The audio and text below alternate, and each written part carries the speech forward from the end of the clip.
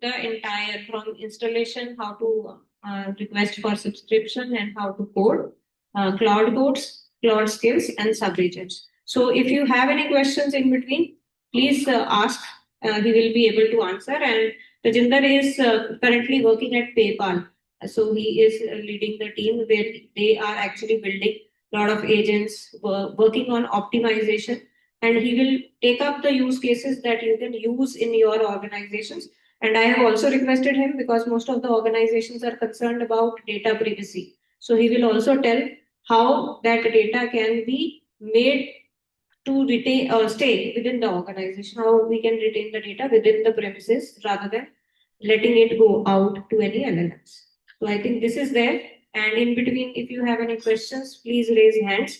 He can take up the question, or if he feels that it is being taken care in the further parts, so he'll take care. So over to you, Tajinder. Thank you very much for joining. Thanks, ma'am. My voice is clear, right? Yeah. Okay. Hi, good morning, everyone. So today we are going to have session on the Claude Code. As you know, these days, many of the AI agents capable, these IDE and the coding guidance agents have been taken care of this development, right?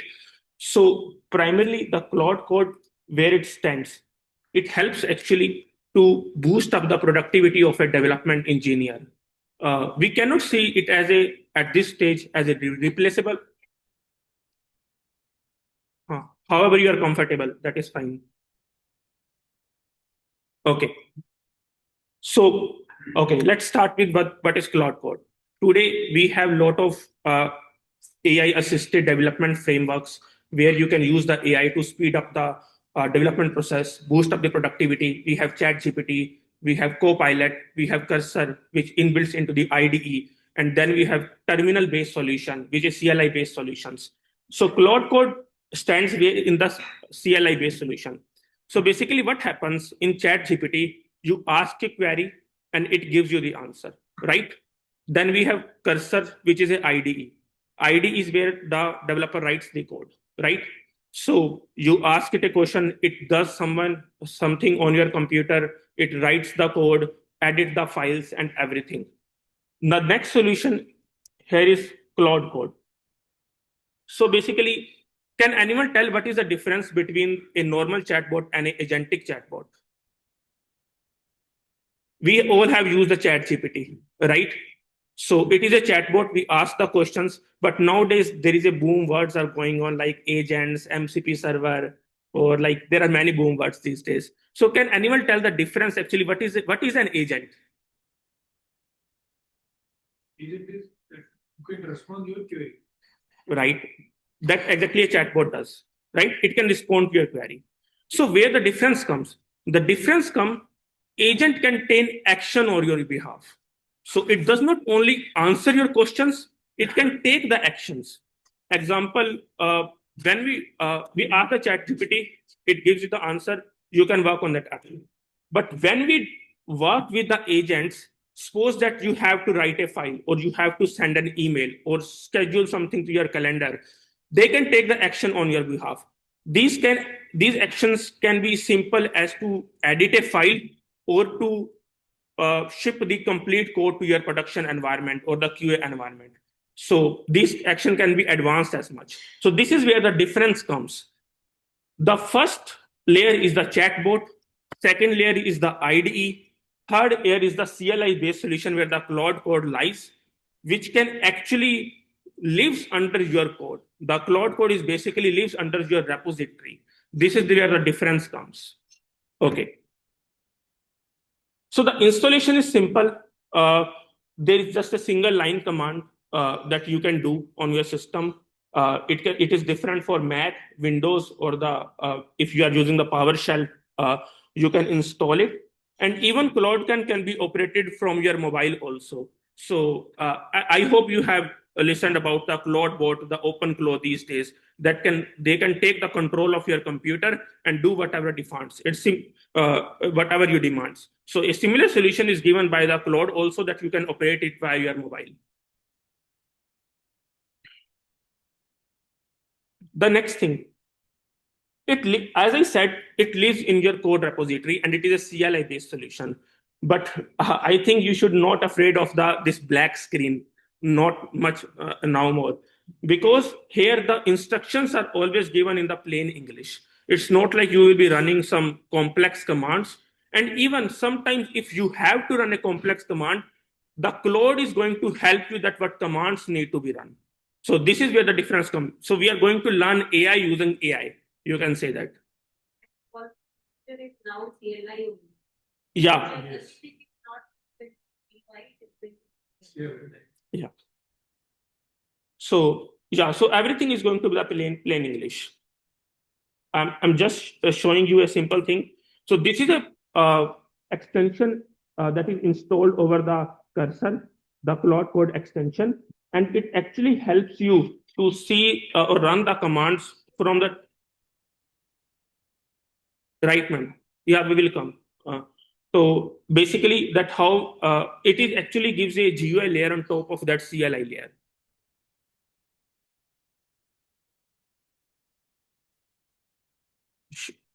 No, ma'am. Yes. Okay. So you can work in the terminal, you can work in the VS Code, you can work in the IntelliJ or cursor. So this is a good thing that the developers who actually works on the IDE, they're most comfortable with the IDE, right? So it is good that we have extension on top of that. Yeah. Now how to install an extension? Let me see that.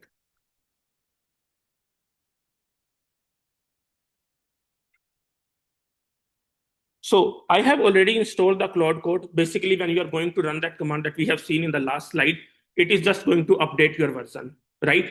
And then you can go to your extensions part. Here you can search for the Claude Code extension.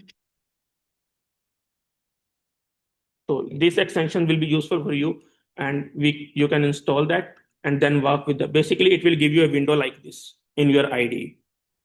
And then we can just run Command Shift P or Control Shift P according to your operating system, and it will open this window.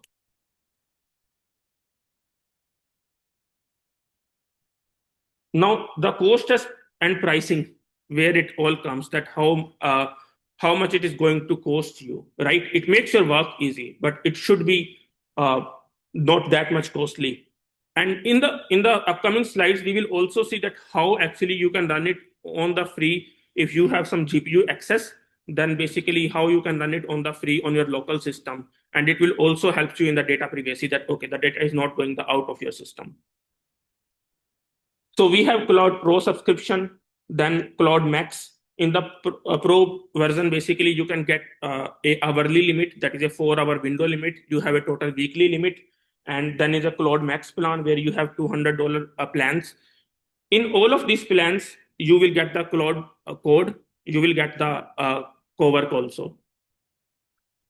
The API thing is actually where many enterprise teams are using it, where you can have that API, you can configure it in your VS Code extension, and then you can configure your key, and the cost will be according to the usage, that how much you are going to use it. And in the individual plan also, we can configure that API. We will see that. So basically what you can go here, settings, VS Code settings, and here you can search for the Claude.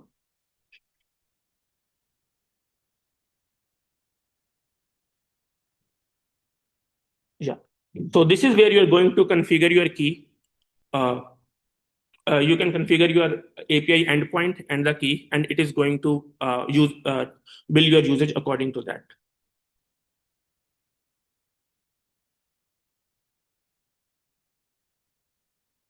Now the models, what models it use. If you know about the Sonnet models, currently they are on the top in terms of coding. You will see like they are on the top for all these coding standards and everything.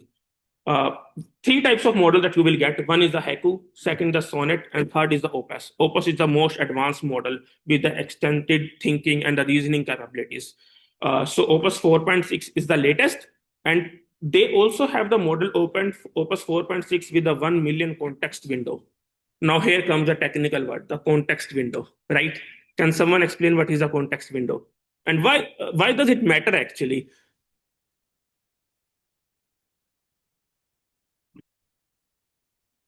I'm expecting the answers from the developers. Engineering basically like the context.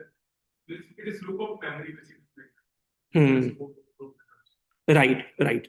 So basically, what happens?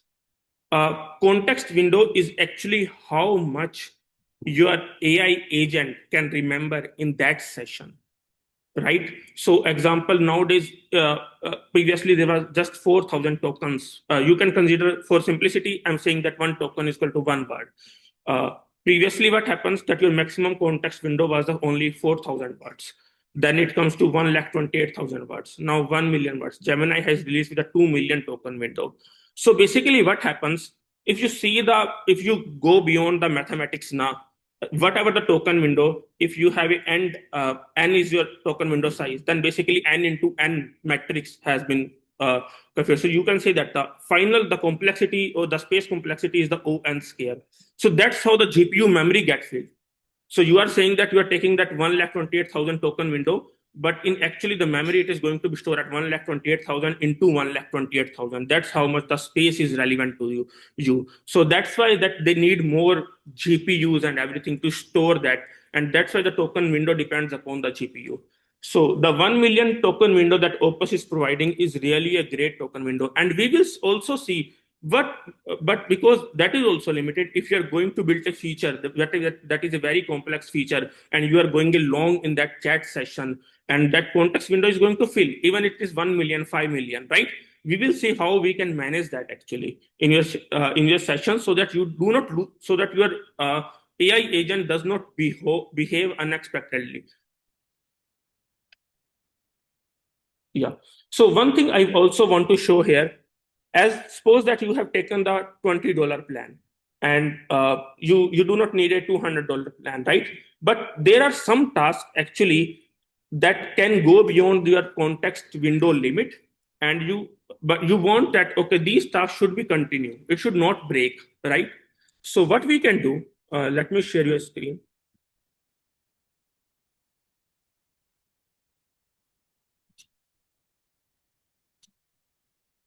Yeah.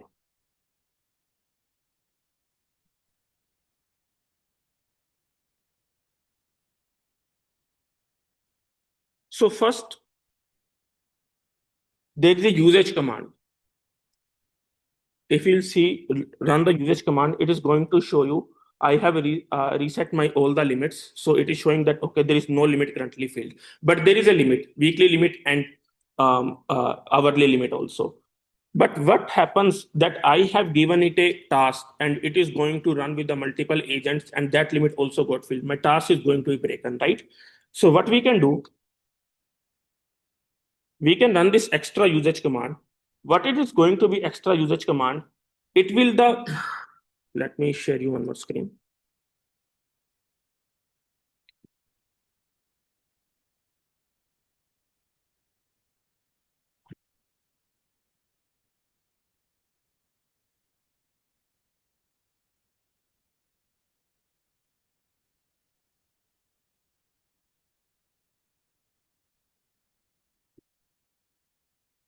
Yeah, here.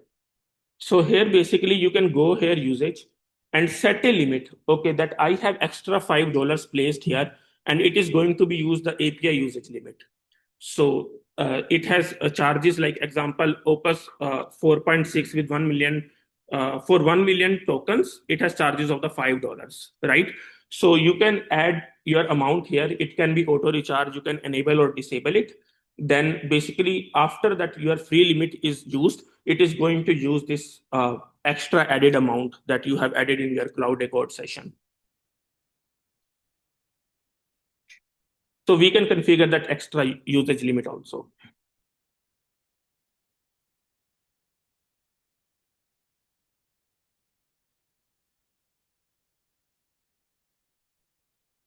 Now, next comes to the prompt. Whatever instructions we give to an agent or a chatbot, that is a prompt.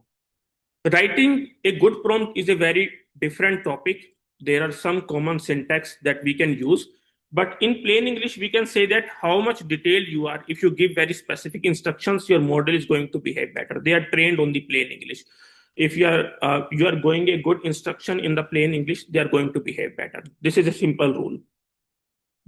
And prompt plays a very crucial role for all these development. Whatever you just want, we should have a right kind of prompt, then only it will give the best. Right. But let us suppose in an enterprise solution, obviously from the developers, you can expect to learn that, okay, they can learn the syntax, but no, not everyone is going to write a good prompt, right? But we will see how we can handle that for an enterprise solution. Okay, how companies can make sure that whatever the prompt that is given by their users or the team members is actually a good prompt. The next comes to the permission part. This is actually a crucial part uh, in an organization, when working in an organization, so that you cannot share the sensitive data. If you know that you have keys in your environmental files, right? So that you can know, you should not share your secure keys with agent, and how you can actually prevent that.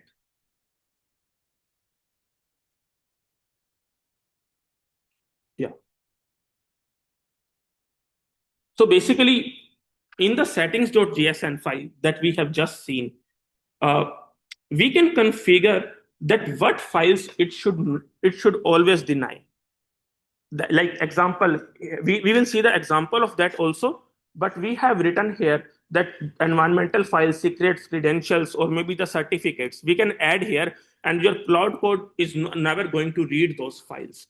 It can be configured at the user level. It can be configured at the project level also. Okay, let's configure that.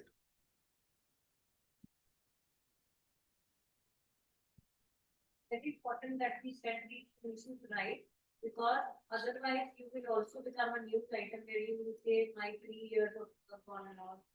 or something like that. Because if you will give permission, it has the ability to change and it might automatically delete because still it is in that stage where it is involved and it might make mistake.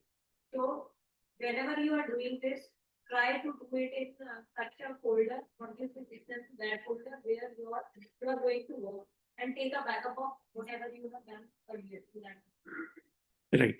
So this Claude folder live, as I said, CLI lives under your project. So this Claude folder is going to be in your project and it is going to commit to the Git also. So let's create a new file that actually creates some secrets.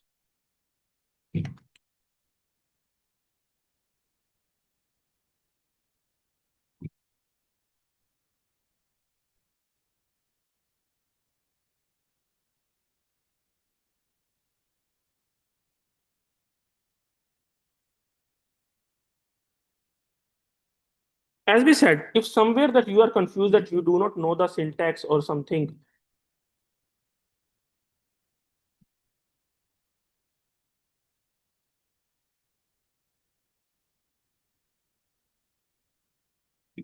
sorry, I'm not able to see that screen.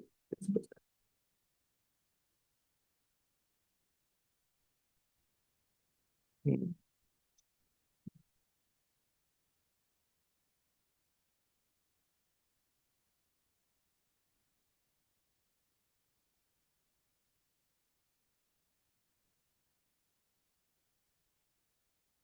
Okay, just a minute. Let me mirror the screen for simplicity.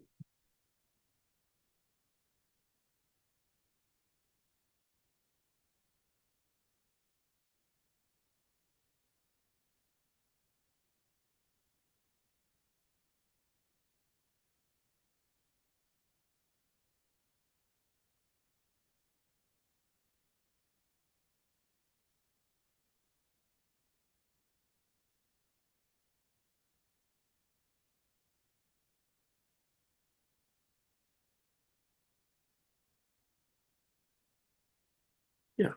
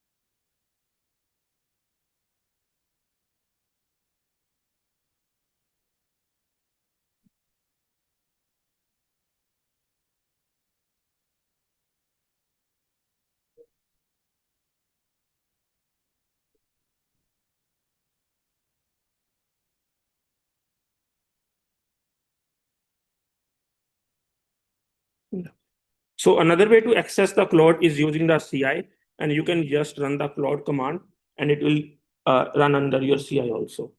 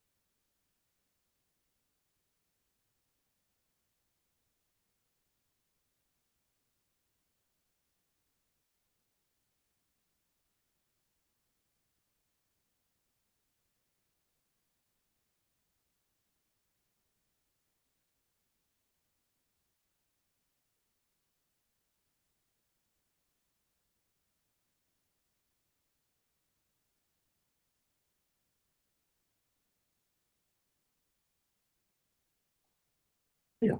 So both can be used. Here is the extension version, and here is the terminal version. Uh, I try to use the both because sometimes there are some latest commands which do not work in the extension version. Otherwise, the extension version works good. but sometimes their updates are not in the sync, maybe managed by the different developers team. So sometimes the effort comes here, the new commands come in the CLI mode, but does not come in the extension mode. Next thing, the important thing that we need to configure here is the effort.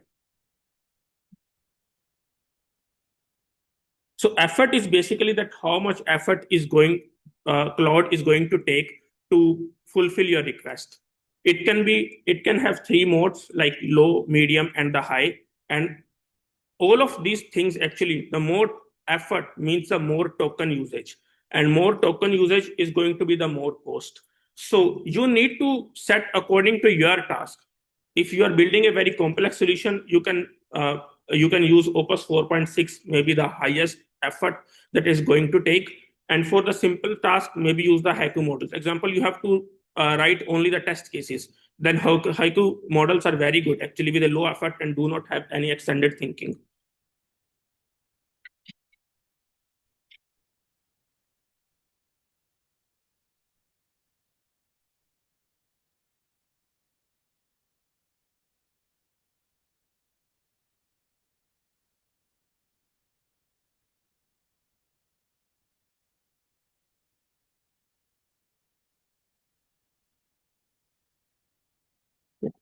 The next thing is extended thinking.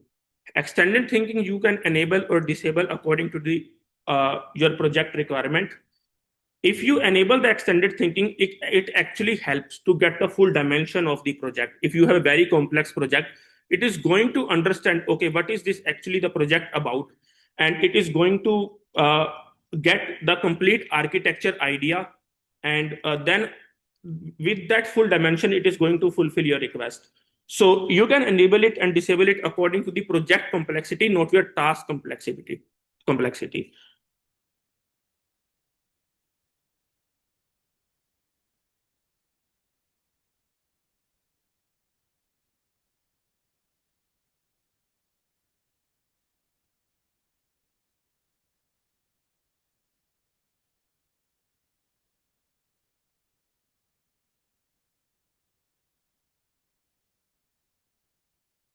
Now, let's actually start with writing some code. So we are going to give it a task. It is going to fulfill that task, right? And we have seen that in the permission section. Let me show you one more screen here.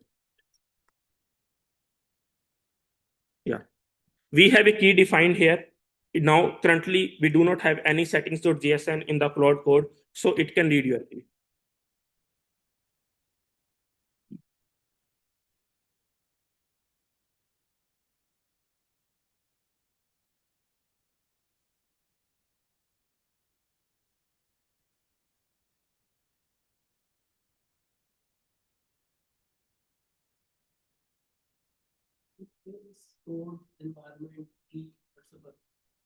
Okay. So basically, suppose that in your project you are connecting to some external vendor. Obviously, that external vendor have some authentication, and they have provided you a secret key by which you can authorize, so that you can call the external APIs. Then those keys lives under the .env file, the environmental variables files. This file does not get committed on the GitHub. It will be on your, if I technically say, that will be in your git ignore file. This will not get committed. And on the production server, you are going to read it through some application. Example, if you're using some cloud, maybe Azure secrets, this is where the key is going to live. But on your local environment, you have development level keys that also you do not want to share with the Claude or any other AI agent. Because at the end of the day, what is a LLM? LLM is basically the next word prediction. It is always going to predict the next word.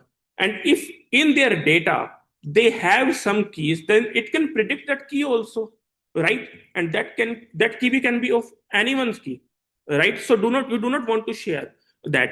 Basically, obviously, there in the enterprise contract there will be something like this. Okay, you cannot train on the data that is organization data, right?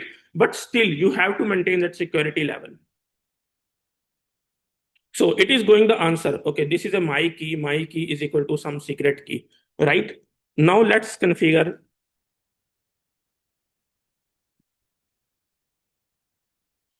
As I said that, okay, now the settings.jsn that we are going to create is obviously required some technical knowledge about the JSON format, but we do not expect from everyone, right? So we are going to say him.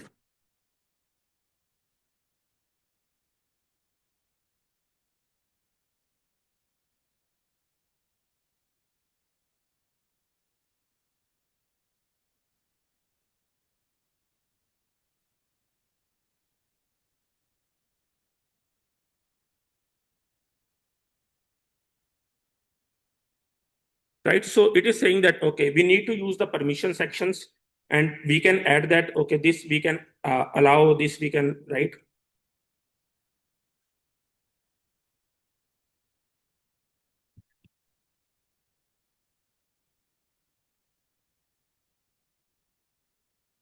So you see that it is trying to that, okay, you have settings.jsn exist or not.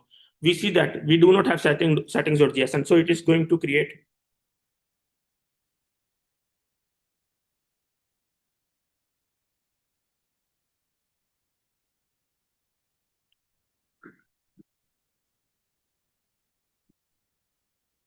Now it created a settings.jsn file. It has denied the read access to the .env file, right? But we do not see the settings.json here. But why is that? Now, as I have said, that permissions can be at the two levels, one at the user level and second at the project level. It figured out that this permission need to be have that user level. We are not going to create this permission for every project. So if you go here,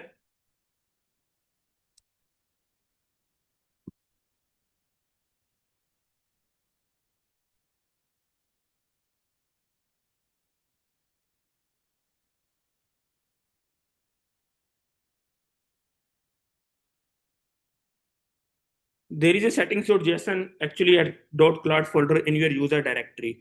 So this is where this permission is going to live.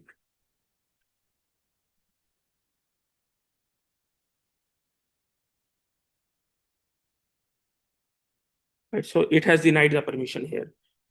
So some permissions, like I have given all this permission to run the git push, or maybe this UV or the Python related commands that it can use every time. They do not need my permission to run that. We have denied the environmental variables files and plugins. It will come later. Then I have defined here the effort level also, that it is always going to use the low effort level. And believe me, the low effort level is enough until you are writing on a task that actually needs to be connect to the multiple projects. Example, you have backend, a front end, then you have a database connectivity also. Until you are going to work on that much complex task, there is effort level low is enough.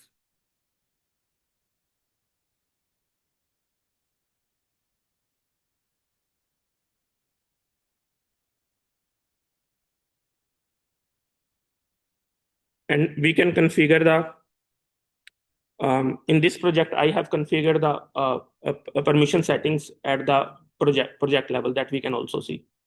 So if you go settings.jsn, yeah, so this is at the user level. So there are two files. One is the settings.jsn and second is the settings.jsn.local.jsn. So basically, the local settings does not get committed on the Git. Suppose that for one of your project, you need to give the right permission to all of the Python projects only for this task. So you will do that setting in the settings.local.jsn, and then you will complete that task, and that is going to be deleted after that. So it does not get committed on the Git basically. The settings.jsn is actually the settings which going to be taken over by the whole team. The whole team is going to use that. And at the enterprise level, what happens when you install the Claude now? Automatically a settings.jsn according to that organization rules and everything is going to be created.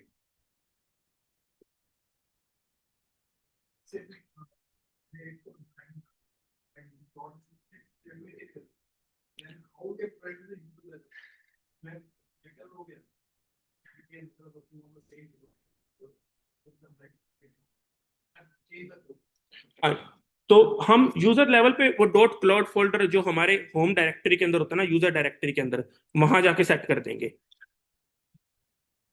हाँ। यहाँ पे basically this is a very good question actually, because .cloud folder also lives in your user folder, right? You can edit that file. So if your organization has created a settings.json file, आपने वहां जाके change कर दिया और वो read कर रहा है, right? So basically, what is the best practice for that? There is a separate user gets created for the Claude Code. तो यूजली क्या होता है कि उसके लिए एक सेपरेट यूजर क्रिएट करते हैं, and that user works in your session. उसको एक्सेस होता है आपके कोड को सिर्फ रीड करने का, और वहां पे उसकी सेटिंग डॉट जेएसएन होती है जो कि आप एडिट नहीं कर सकते। और कुछ एंटरप्राइज लेवल सेटिंग्स भी होती हैं where admin can actually set up the rules what user can edit and what user can not edit.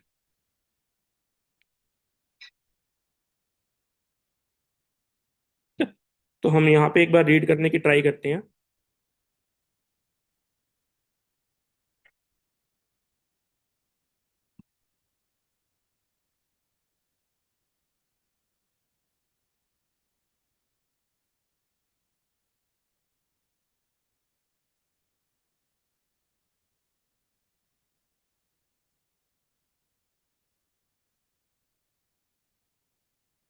So it is saying that access to .env is blocked. Now, the conversation history. So basically what happens, you are going to work in a session, and that is a very big feature that you are going to develop. Or what is happening that you are going to chat in a single session. Now you have to shut down your laptop, or maybe your laptop got shut down. You need to start your conversation from there, right? It should not lose that context. So in that case, basically what happens, when we are going to start the Claude Code, okay, from VS Code extension, it is simple. You can go here on the time, this session history, and you have all the conversation history here, and you can continue your conversation. But in the terminal, you are going to use this command Claude space hyphen hyphen resume. Then it is going to show all the conversation that you have for that project level, and you can resume your conversation. It actually helps when you are working on two different features. All those features have the completely different context, and then you can work on those features parallelly also. But there is another way actually to work on different features, in which basically what we are going to do, we have two separate teams, not like human teams, but the separate agent teams, and those agent teams is going to work on those two features independently, and they are going to commit their own code, and on they will work on their separate branches and commit or push the code. For the terminal, basically what you can do.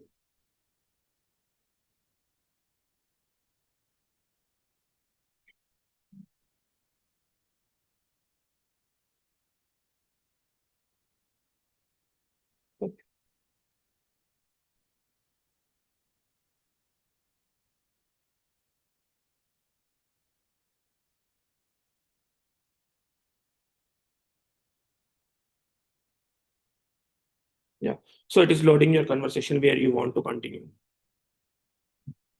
Now, suppose that this actually happens to me in one of my project.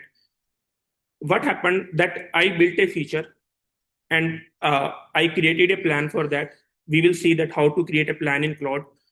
It was a very big feature. Like there are it was a feature around like 10,000 lines of codes need to be written, and then tens, maybe 30, 40 files need to be changed. Okay, that complete code is written, but suddenly I remind that, okay, this is a good feature, but what we have the VS Code extension for that also. So I told Claude to actually create the VS Code extension on top of that. It created the extension, but after that I realized, okay, this VS Code extension is good, but maybe I do not need it now, and I need to go back to my old code.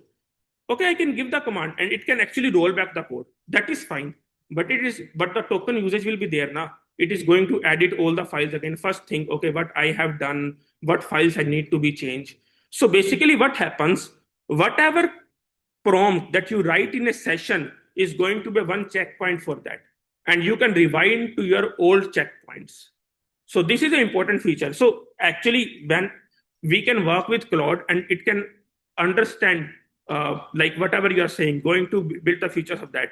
How intelligently you are going to use it depends upon you, because there is a cost actually. When you will see the like work tree feature or in the GitHub feature where you can assign a task or Claude, it is actually going to take $10-15 per session actually.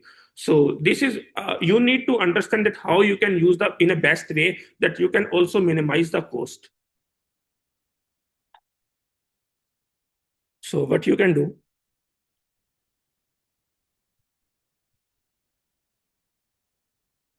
let me take an old session for that. Okay, example, I have created that.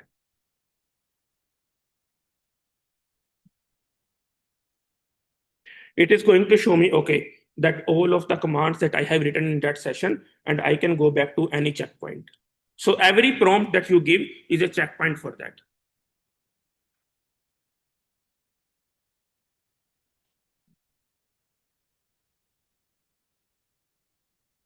Yeah, so okay, the next was a checkpoint.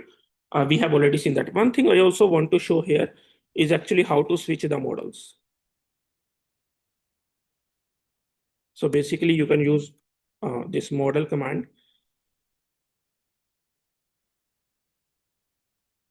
And it is giving you all the models that are available. And according to task, you can switch up to the model that is required.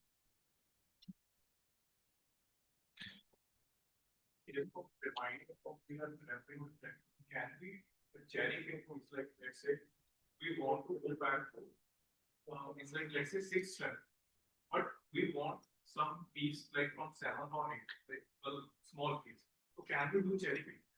No, currently one prompt is a one checkpoint. So it is very similar to Git. Okay? So whenever we write a prompt, it actually create a checkpoint internally. So जैसे हमने Git में commit कर दिया, so basically it is going back to that commit level. हाँ, हम feature वाला वापस लेकर आ सकते हैं again by writing the rewind command, because the roll back is also checkpoint for that ना. तो रोल बैक तो फीचर वाला वापस लेकर आ सकते हैं again going back to the previous check point.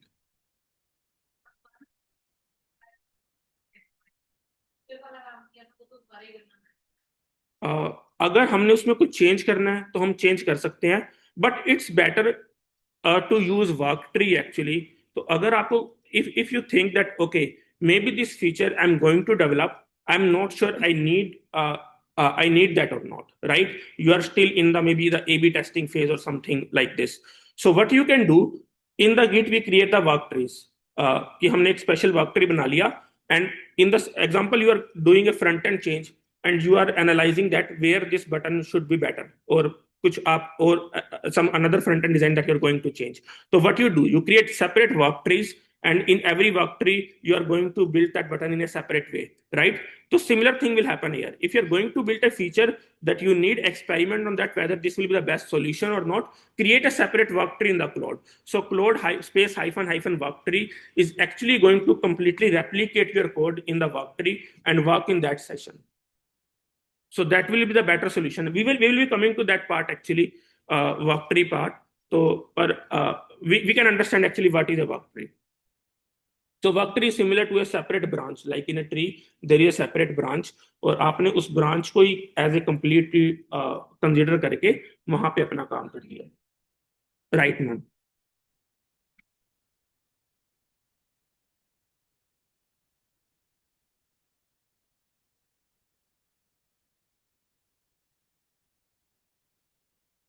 Okay.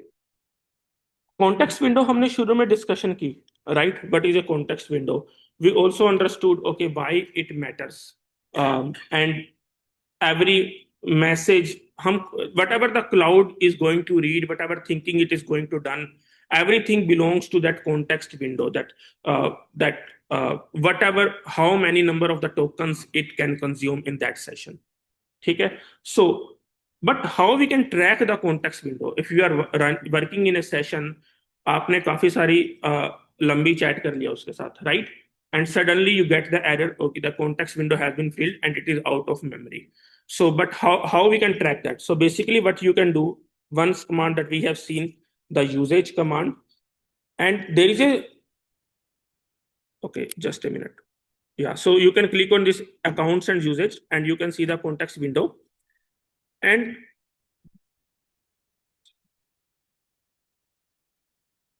so because it is my enterprise plan, that's why it is going there. Just a minute, let me run this command, context. Yeah. So now it is, what it is showing to you, that where actually my tokens are getting used. Suppose that you analyze that यार feature तो बहुत छोटा सा ही था, इतनी सारी token window तो मेरी fill होगी, right? So this is how you can actually debug that wherever your token windows are going on. Does someone know about the system prompt? Sorry if I'm going a little bit technical, but I personally think that these are actually important topics. If you are going to develop, believe me, there is no technical knowledge now required actually to develop a product. You do not need to know the coding, and we will see that. You just need to review, okay, what it is going to create. But to best optimize, to get the best output, you need, maybe these concepts are required. So what is a system prompt? Can someone tell that?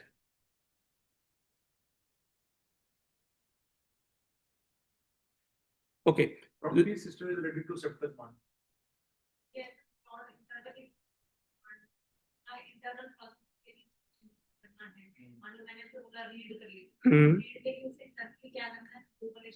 Right. अब हम इसको समझते हैं. आपने एक chatbot बनाया जिसने कहा कि that it is a legal chatbot और वो एक लीगल एडवाइस देता है, ठीक है, which is a very important advice and it can actually impact the user. ठीक है. Now in the chatbot whatever you are giving to the prompt, LLM is behaving like that. और आपने chatbot पे लिखा that okay, behave as a stand-up comedian, और वो तो behave करना शुरू कर देगा, right? It will give you answers like a stand-up comedian, and then the user is going to send you a screenshot. This is how your chatbot is behaving.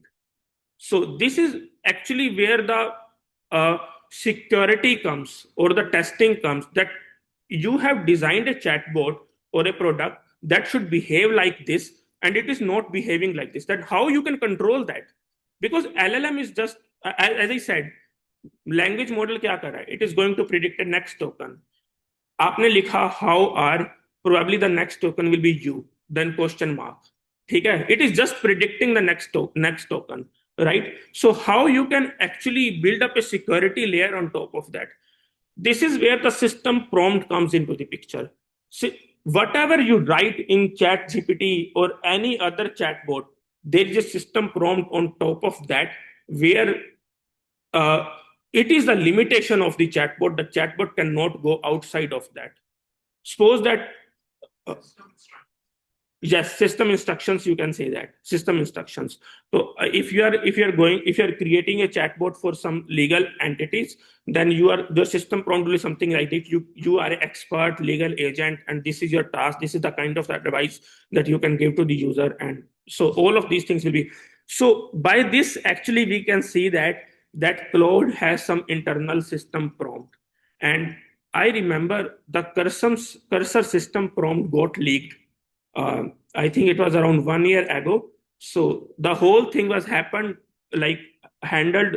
using that system prompt, and it was $1 billion system prompt. You can say that. Now these are not the days of the $1 billion code. These are the days of $1 billion system prompts. So whatever the system prompts, we have some tools that are the inbuilt tools that exist in your Claude session. We have MCP tools, then we have custom agents. We will cover all this. We will cover that in the MCP section. Okay, what is the MCP? Why we use that? How we can compare skills with the MCP.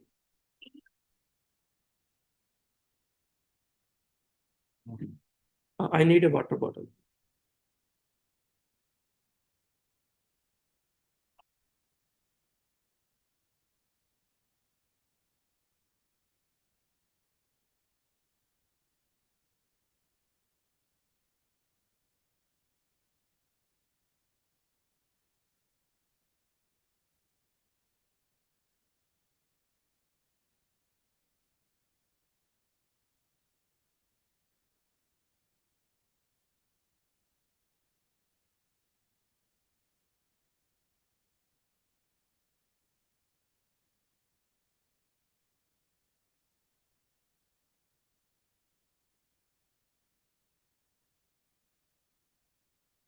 And thought, can we use our open source model or we only can use the Yes, ma'am. We can use open source models. So there is a trick behind that. If you have a good system with the GPU access, we can set up set up the background model as your own open source model, and Claude is going to use that.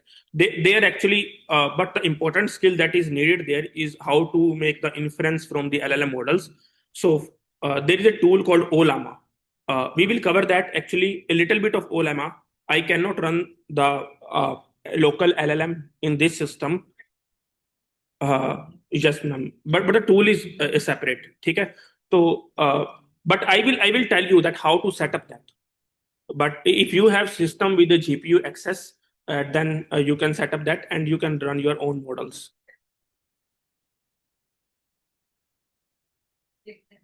if somebody wants to do it on their personal computers or otherwise also, how can we get an access to economical review or like there is some cloud?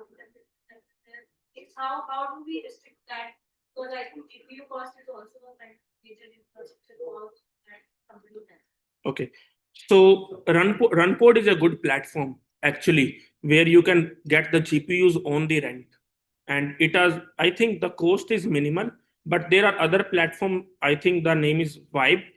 But if you follow my LinkedIn post where I'm training my own LLM, the small language own SLM actually, all those experiments are done on the Runpod.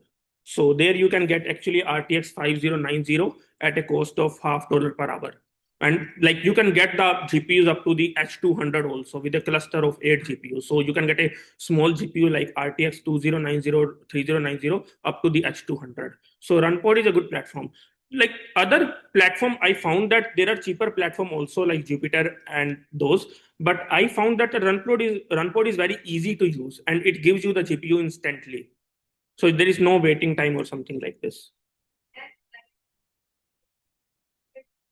Hmm.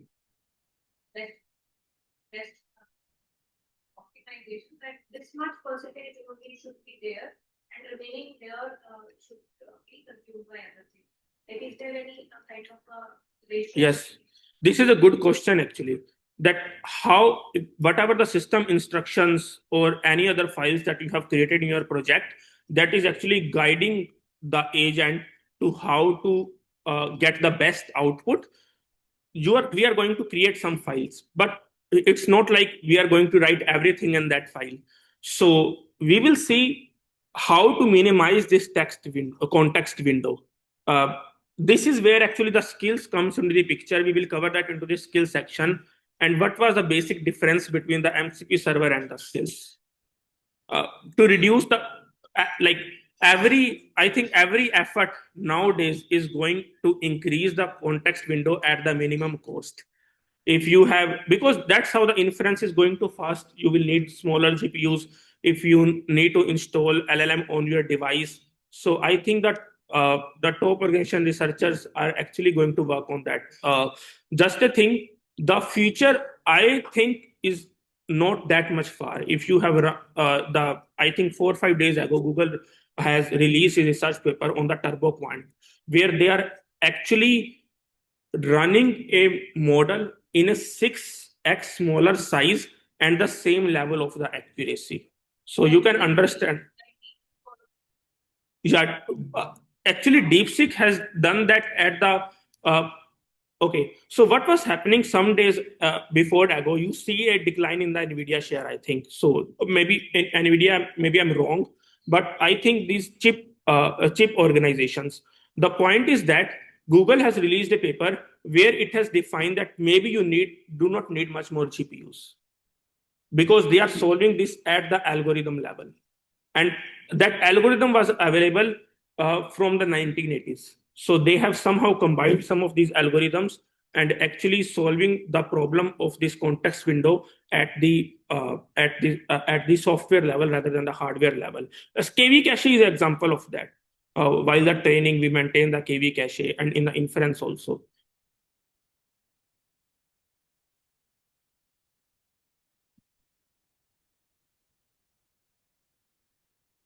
Okay. Yeah. So answering the ma'am question again, what is the best actually uh, that where we can define our rules? What is the maximum size of our rules from which the cloud is going to work?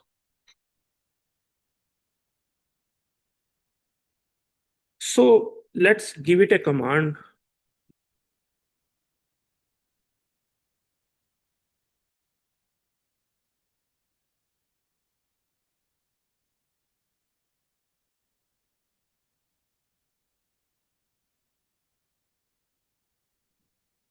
We have just given a command to Claude, and okay,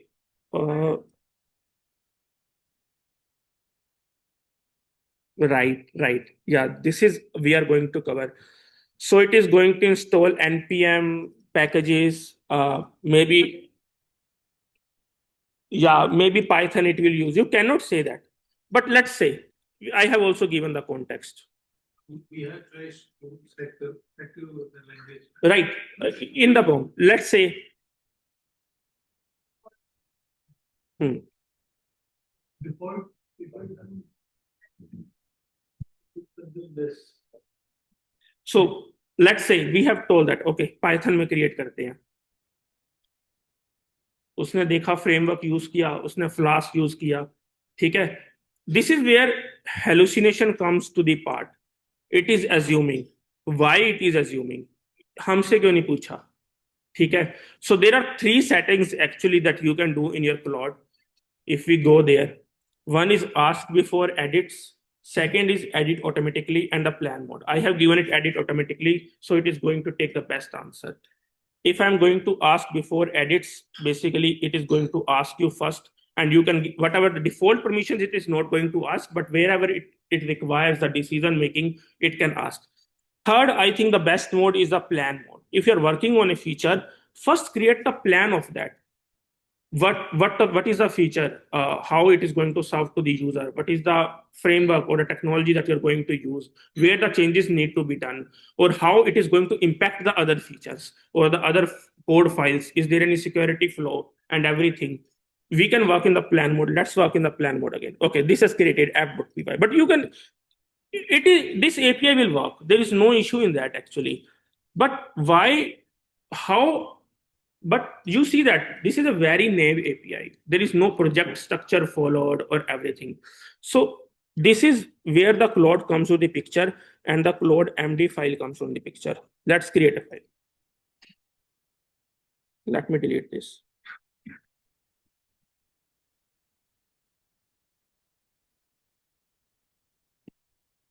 This is the most important file in your project, and this file gets created by /init command. It is similar to initializing a project.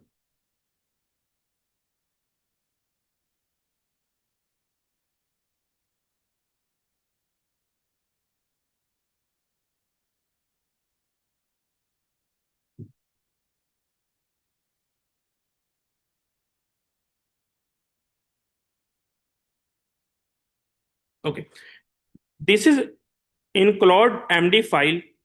Your project architecture and is everything going to live.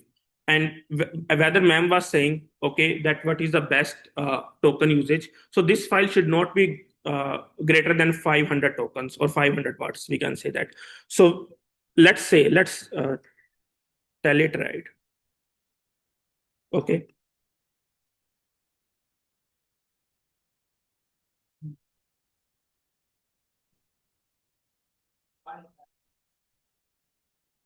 the project, which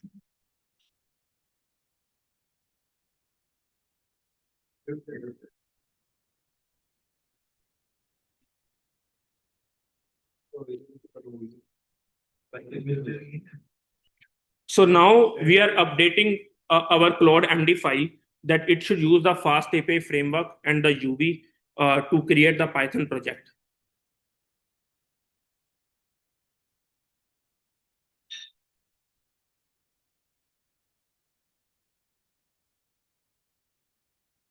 I'll also show you the Claude MD file for one of my project, how it actually looks like.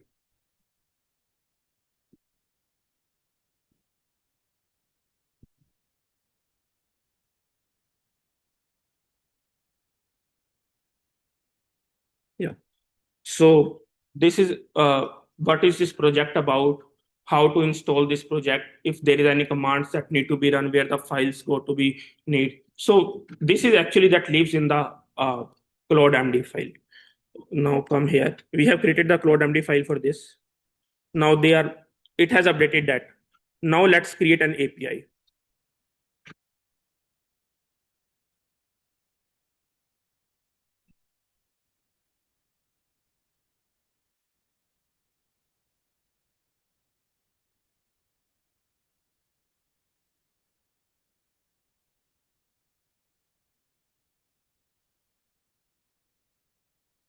So now you see that it is going to your Claude MD file.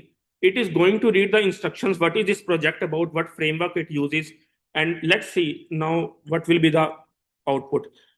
It is using UV init. It has created all the essential files that is required for the project. It has created a virtual environment for me so that I can work in my isolated environment. It should not impact other projects or other system related settings. Okay. Now, yeah. So results are better, right? Results are better. It has created some essential files for my project and created my project. But still there is a one file, right?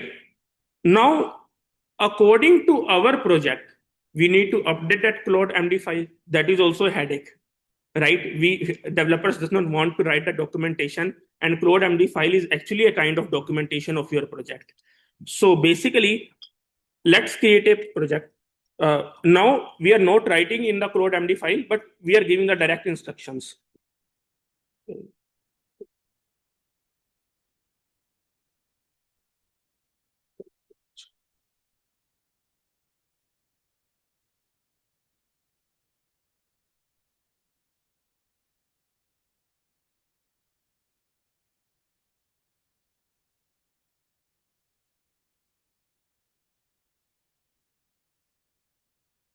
So I have told it, okay, that my API should be in the routers package and also some other necessary package, example, the database or services package, according to my project, that also need to be created.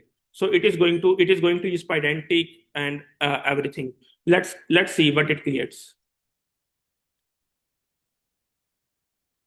Okay, it created the app package, and there we have a models package where our Pydantic models going to be live. We have routers package where the API is going to live, right?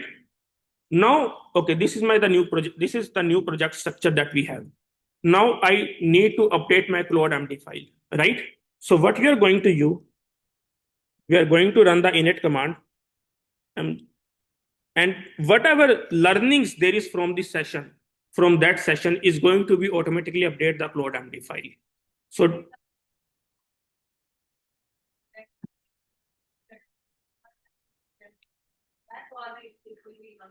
there is a better way to do that. We will see that. Yes, we can do that, but there is a better way. We will cover the section of the hooks, that how you can automate such of these tasks as a developer.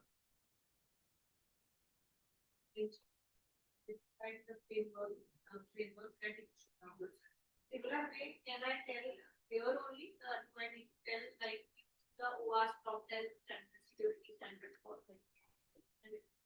it will do that. So you can like mention all those security standards in your MD files. That is actually most important file. It gets committed to the Git so that every developer, because other developers are also going to use the same same agentic system to write up the code, right? So whatever you have done, that learning also need to be passed to the other user, right? And that memory also. So this Claude MD is kind of your memory of the project. If it's get edited into that session, it is going to roll back also. Yeah. And in case that Claude.md got corrupted and I didn't have a data, then Ma'am, Claude MD always gets committed to the Git first. It is going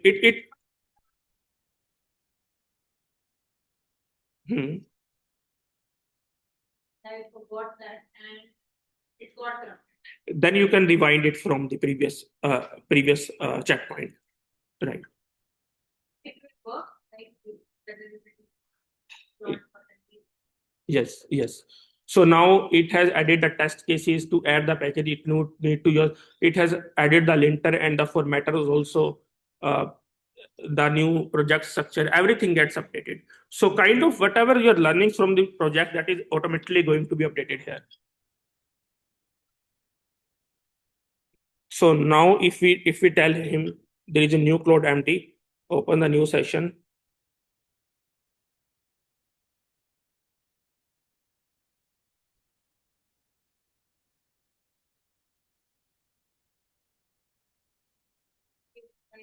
I have defined certain standards or the coding practices. Right?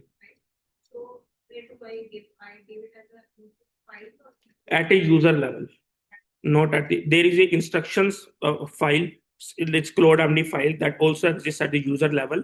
And suppose that contains actually the default frameworks that is going to be used, Python for the node or any other coding language. So that will be defined there. So we see that the new API is using the this, but let's see the plan mode actually.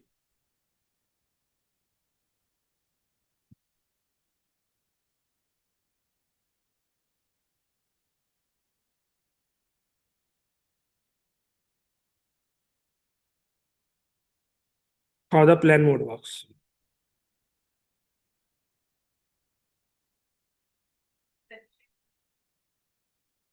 Sorry, ma'am.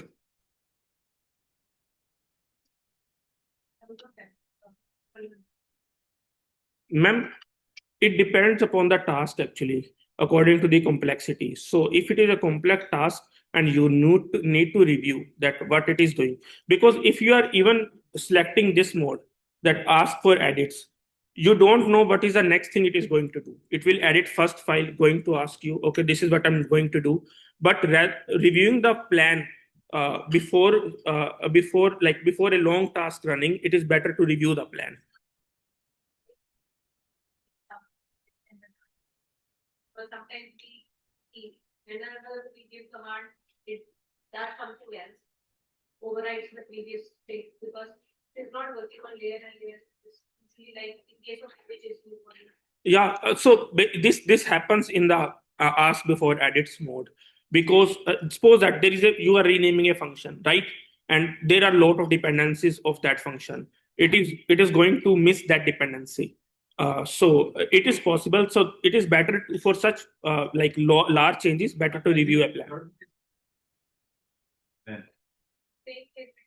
Complex task, and If recommended that you review like what it is.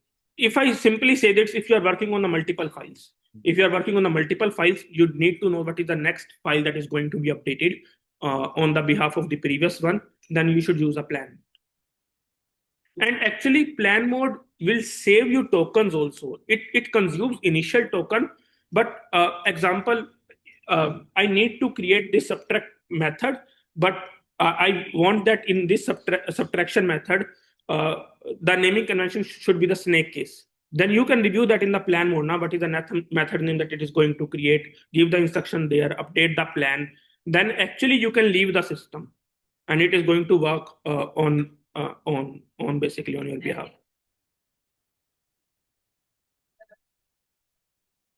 And keep on giving like what to do. That depends upon the permissions that you have given. Suppose that you have. Wait for my. Yeah, then it will always wait. Like here, like you have created these manually edit now Python. So now, and since it is a manual edit, so basically Claude is not happening in the session. It's outside. Then how those things get traced also? Like in my developer, recently I will give this is the one line change I will do one. Right. So in that case, it has not gone to the Claude. Right. Makes sense. That's why actually that basically what we need to do. So this should be the part of your CI/CD cycle, that /init command. Whenever there is a change that is getting committed manually, or some developer is doing it, or whether the agent is doing it, /init command you should update so that your Claude has the latest memory. So it should be the part of your your like automation cycle, or your code review also. If some senior developer is going to review the code, that should actually check, okay, whether the Claude MD has been updated or not.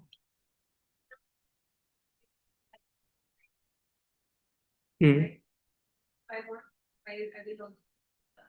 give it in the Claude.md. Right. So basically what happens, this is my user settings, that for simpler function, it should not create any comments. But for the complex function, it should create the doc string also. So otherwise, because that is actually saving the context window now. If there is an addition function, which is going to add two numbers, right? Why we should have a large documentation for that? Any developer can read and see it is A plus B. So that actually saves the context window for what you need a doc string or not. And now they said we will not do with Python. Now we want to do with Java. So can I simply just go and convert this rather than giving the time? Giving the project folder. Yeah, better to use the work tree. Then in the work tree, basically you will tell the Claude, right, to convert this project into the Java. Then test that project in your work tree. After that, you can either roll back. Yes, you can create the documentation of this. You can write in the single prompt style in the prompt, and style of the documentation you can mention in the Claude MD file. This is the documentation style, or it's better to maintain a README markdown file. As you have seen today, there is a they have decided this structure to have the README MD file, which is actually giving the documentation to set up the project and everything.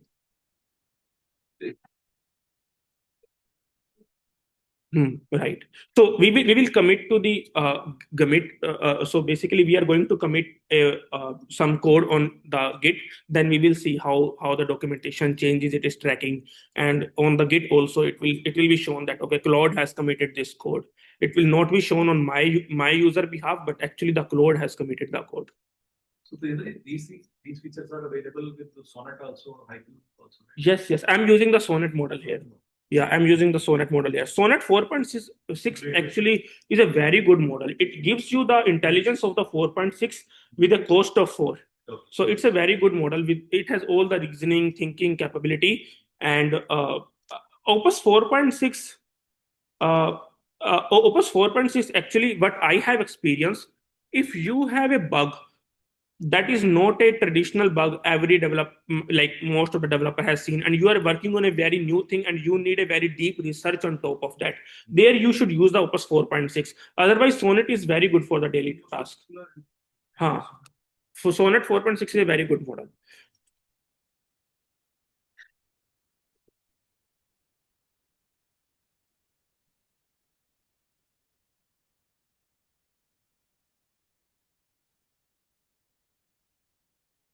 Okay, so this is use of the Claude MD file.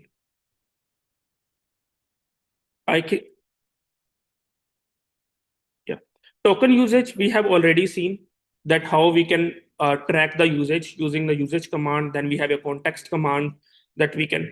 The third is the most important command is basically the compact command. As I have said, suppose in this session in which we are working, suppose that we have created a very complex feature and there is a long chat session going on. Then what we are going to do, we are going to run a compact command.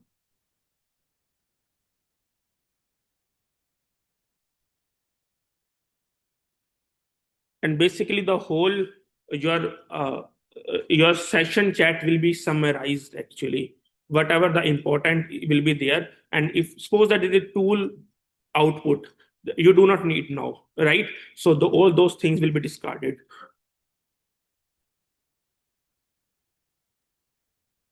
What happened? They reach to the maximum level they ask now for your project, and then they provide a summary. That is similar thing. That is a similar thing, but I think that some summary is only to be shown. It depends upon the ID whether they are compacting. Like in this, what happens after the 95% of the usage, it automatically gets compacted. But what happens that somehow your task is so much long that you got the out of the context usage in that task actually. So that's how basically you can track, and we will see what happens. You can automate that compact part also, that whenever after every command it is going to run, because if in a single task it has to run a multiple commands, edit the multiple files, and then we can compact the usage. So then we can make sure in our feature, in our task that we are going to run, we should never get the out of the context. So it's example, because it's also compacting the whatever we have done. Also, there is a loss of information that you are saying. There is a loss of information. Obviously, there is going to be loss. That's why I'm saying that the first priority is actually to compact the tools usage. I think I forgot that part to show you the tools. Maybe it's in the feature slides. Okay. So can someone tell what is a tool? I will explain you why compacting works better with the compacting the output of the tools. What is a tool actually? We discuss about a chatbot agent. A chatbot can answer your queries. Agent can take action. Now, agent can take action, but how it is going to take actions? Using the tools. This is where the tools comes into the picture. Suppose that I have given a tool. You can simply say a tool is a kind of the function that you can search it from the internet. Right, exactly. So suppose that you are going to create a task for that. The latest documentation need to be searched on the internet, right? So you have given a tool to your Claude that, okay, by using this tool, you can search the internet. So now the Claude is going to decide when I'm going to search the information, right? If the Claude feels that to complete this task, I need to search on the internet, it is going to use that tool. Now coming back to the compact part, you have searched the information, you have already summarized that and used in your code wherever required, right? Now those search results doesn't matter much, and that still stays in your context window. So that's why compacting the tools output is a better way actually, so that you do not get out of the context also, and Claude has complete information about your project, that what is going on. So similarly, we have there are three basic tools that come. If you are saying that is read, edit, write, whatever it is doing, it is basically calling a tool. So this is where the agentic thing comes in the picture. At the runtime, it is going to decide what tool it is going to call. And I'm saying maybe a little bit more technical here, but how this basically happens. So there is a common react pattern in the agentic development. What happens in the react design pattern, that you do a task, okay, you see that, okay, that I need to call a tool. You call the tool, get the output, again get reiterated to how to use that information. From that information, you understand that, oh, another tool needs to be called. So this is kind of the reiterative approach. That's how it is running. Okay, Claude.md file doesn't exist. I need to create that. Setting.json doesn't exist. So first tool gets called to actually check whether the file exists or not, to run a bash command, then creating, editing, or writing, whatever the action that it is going to take. So that's basically the tool users come from the picture. This is the token usage giving of the different models, and we have already covered that. The compact thing we have covered, that it is going to, it can compact the tool usage first. Extended thinking is the similar thing that we have seen, that we can enable the extended thinking, by which it actually covers the whole project and get the perspective on top of that. One thing, okay, this thing I can cover. So sometime reasoning can take a lot of tokens. So what you can do, you can configure a max budget on the reasoning in terms of the token. That okay, the maximum 2000 tokens are allowed for the reasoning. So that's how you can limit that and control your cost also.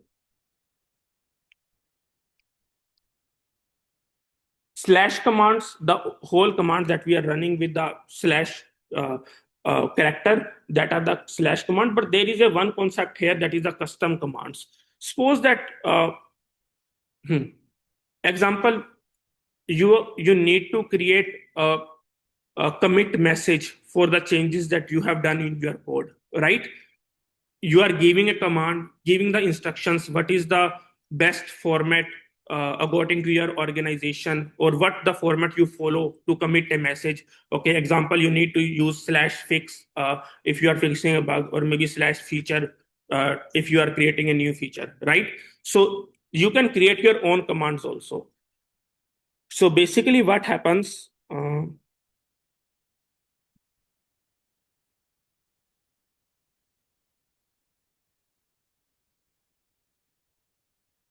in the commands, in the Claude, there is a commands folder.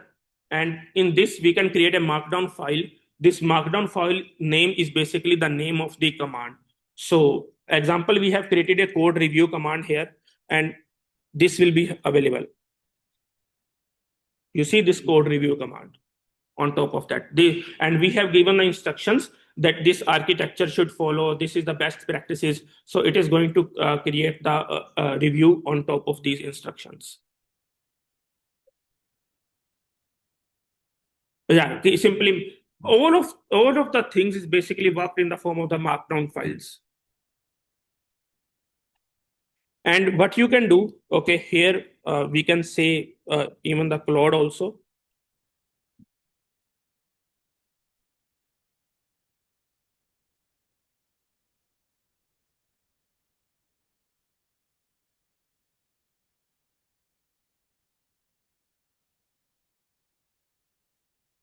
Okay, you see that it is checking first the best tool gets scored. This is basically the tool name.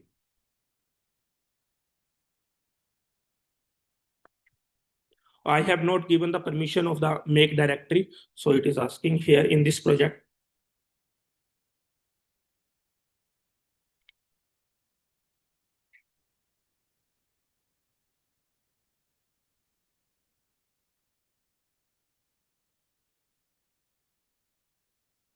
Here it has created them. Then you can just review it, now review the markdown file, and if there is some specific you need to change, you can change. So this is how the command works. Commands are actually very useful. So because you do not have to give the whole prompt every time, and you know that this is a repetitive prompt you always need to give, right? So you can create the command for that prompt.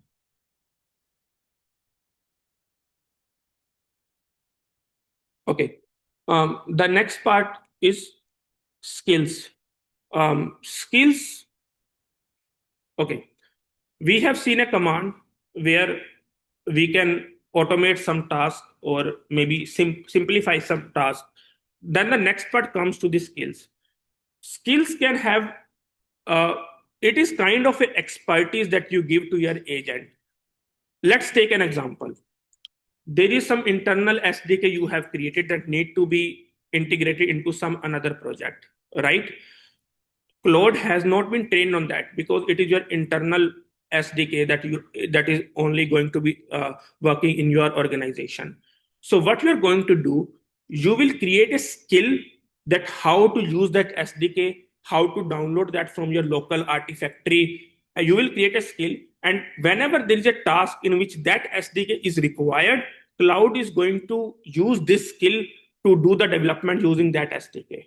suppose that nowadays what happens, example, these companies like Stripe and everything, they have created the skills of their SDK, so that whatever the developer is going to use, they will just like import that skill in their cloud session, and all the APIs dependencies and everything will be automatically gets created. So we use the LangChain framework, and LangChain schemes are very famous these days. LangChain, LangGraph, and sorry.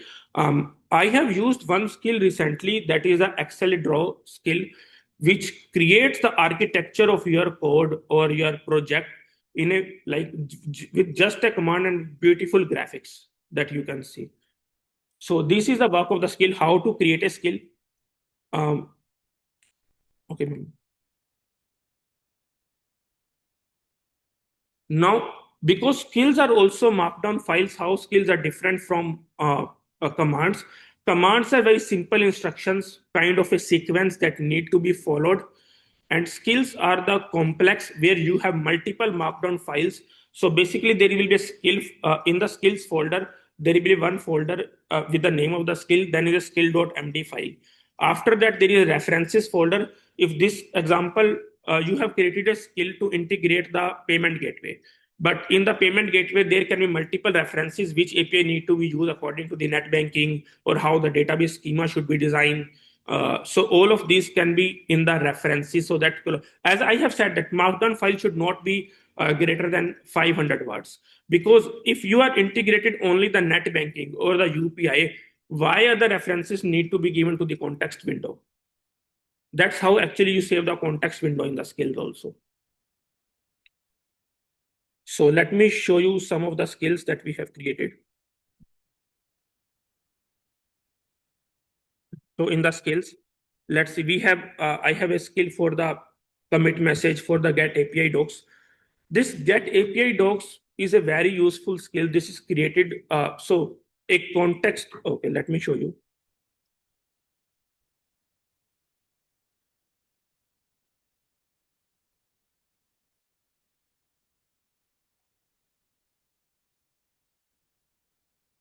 Like how my presentations should look like the background. So all that. Yeah, for the front end skill that matters, you created what are the color palette that you use in your organization for the front end designing. So you can create a front end skill for your developers. So like, I am a big fan of this person. I'm not sure if you have worked in AI ML, then you have seen the name Andrew Ng, the father of the modern deep learning. So basically, he has created a context hub and created a skill on top of that. So what was happening? Whatever the AI agents that we are using for the development, uh, because suppose that if your model is trained on the till the December 2025, it can hallucinate that okay, this is the latest documentation. It never gets the latest documentation. So they have created this context hub basically, which enables the model to search for the documentation if it requires. So it is going to the internet, search the latest documentation, that how to integrate that feature, how to call this API, and basically makes the work very easy. So I have seen this in example. So what was happening? So if you know LangChain, LangGraph, they have very bad documentation. Their documentation changes daily. They release their features very fast. So what was happening? There are two ways to create a React agent. So whenever I was using the Claude session, they always going back to the like older documentation version. It was never taking. But after using these kind of skills, I get the latest documentation. So they have created the get API doc skills on top of this context hub.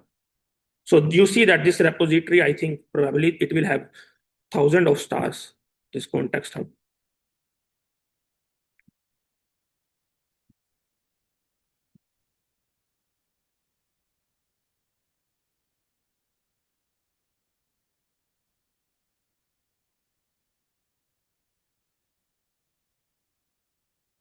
Yeah, let's see. And similar to commands, you can ask your Claude also to create a skills for you. Then you can edit that and references that. And example, okay, one more example if I give, actually this presentation is created using a skill. So I have spent like 20 minutes time, and that 20-minute task, this complete presentation is created by the Claude Code. I have just given some edits. So we created a skill actually to create a presentation where I have defined something like you need to create the template of the Claude, the actual Claude, what colors it use, what colors palette use. These are my topics that on which you need to create a presentation. Then use this Python code to create a presentation or these libraries that need to be done. So this presentation is actually used, created a skill, that is a presentation skill.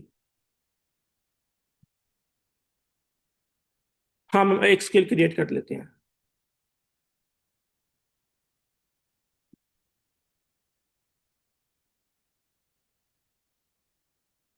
Okay.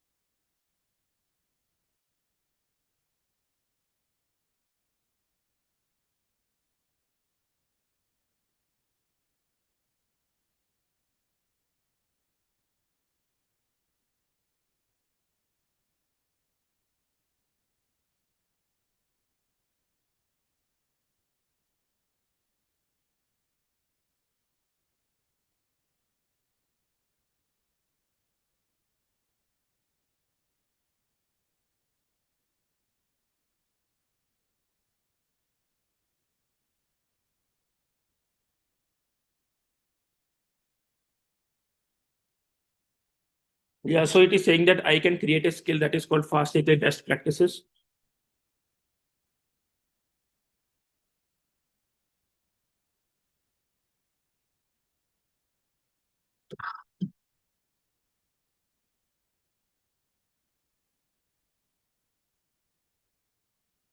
So it is going to create this file. Let's see where this file is getting created. Yeah, so it is now it is recommended as a command. Maybe that is not that much complex task. So it is, but we can say that, okay.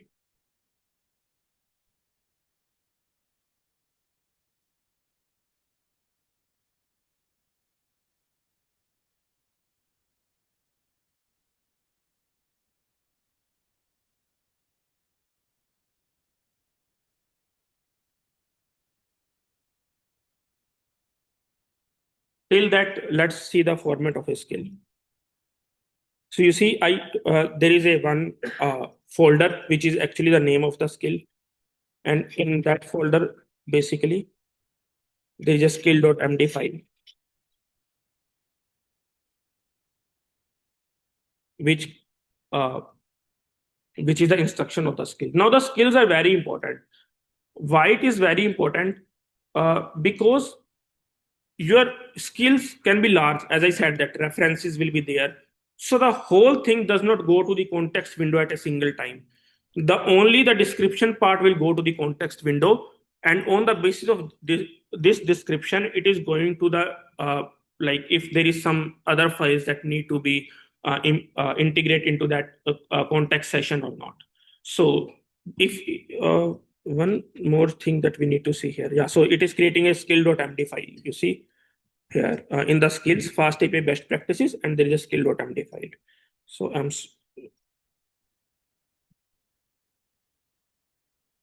let's see the usage.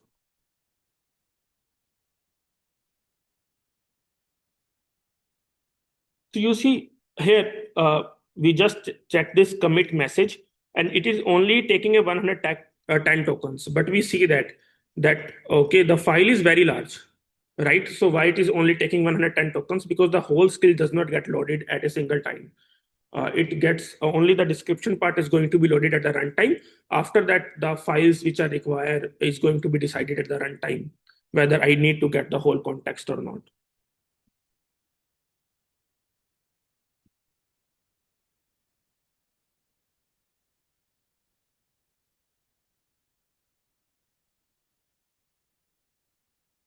Okay, so it has created a skill for that.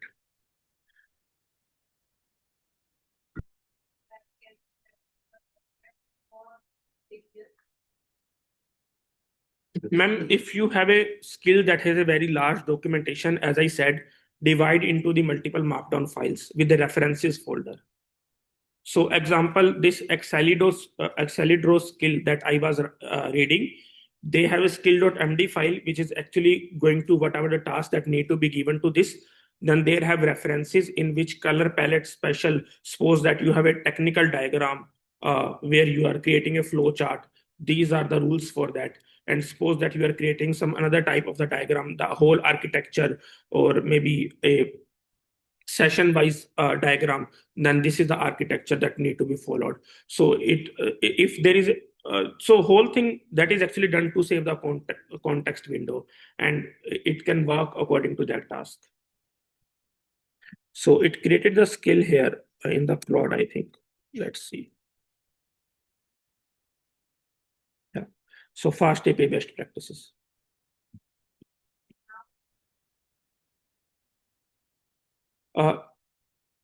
Okay, command is the instruction that we give, but skill will be automatically used by it. Whenever there is a task, it will see that, okay, it fits into this skill, it is automatically going to use that skill. Now, we do. System will automatically use it, right? System automatically use it. We can specify, but the skills can be automatically read by at the runtime. Actually, it reads the skill. Right. So let's see that actually.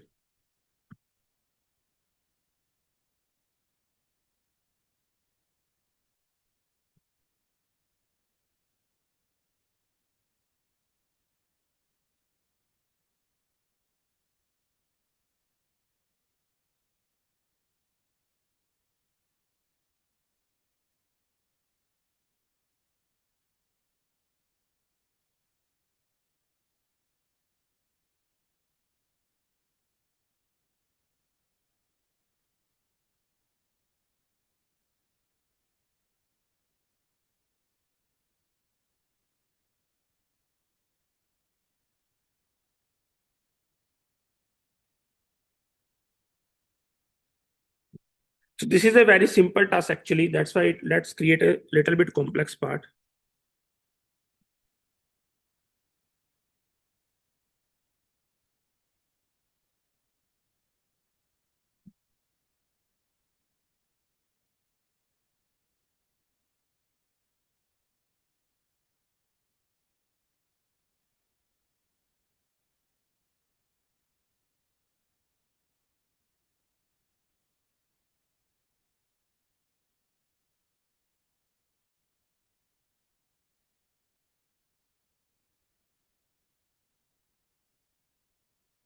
So it is going to the skill now.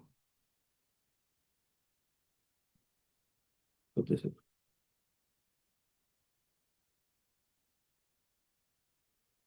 And if we define simply in our Claude MD that our fast API project should be scalable, then like even without defining to us by, okay, it is scalable, it will go to the skill. So it is giving the findings, okay, okay, we haven't used the async programming, if we have used that or not, API design, observability, pedantic models. Come again, where you mentioned this, you use this particular scale. We actually mentioned in the prompt so that our API should be scalable, and it knows that to make the fast API scalable, I have a skill that we just created, right? So it is going to use that skill.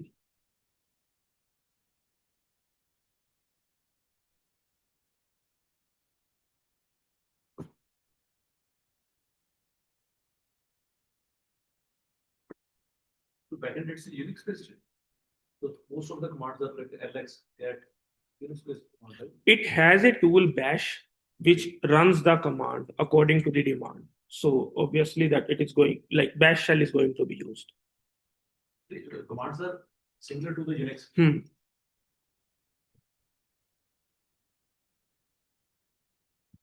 So now it is writing whatever the required files according to make it scalable. So you can see the difference actually. This is where the human thing comes into the picture. If you are not telling it that my API should be scalable, it is not creating it, right? That's why. So at this stage, at least, we do not see agentic solutions as a replaceable for the humans, but kind of a force multiplier here. That okay, you get lot of productivity using that.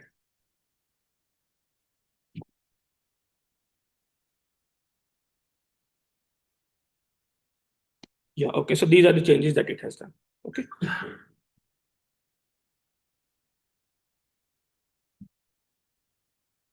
Okay. Can we say if there are some users that who use it for critical projects, architect skills, Yeah, as I said that if you have internal SDK, you can create a skill on top of that, so that your all developers should know, their cloud session should know that how to use that SDK, because that will not be publicly available. The documentation is not publicly available.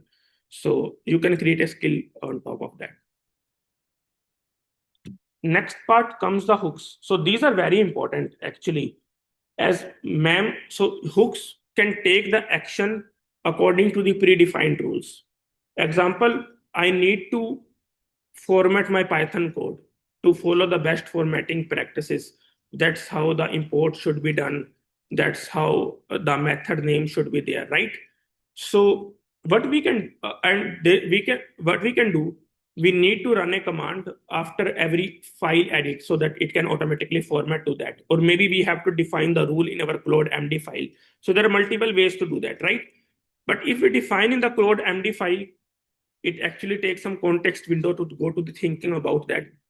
If we define that, if we say that in the session, okay, run the lint command or rough formatter command after every edit so that your files are automatically got edited. What we can do, we can create hooks, and hooks can take action after some specific thing has been happened.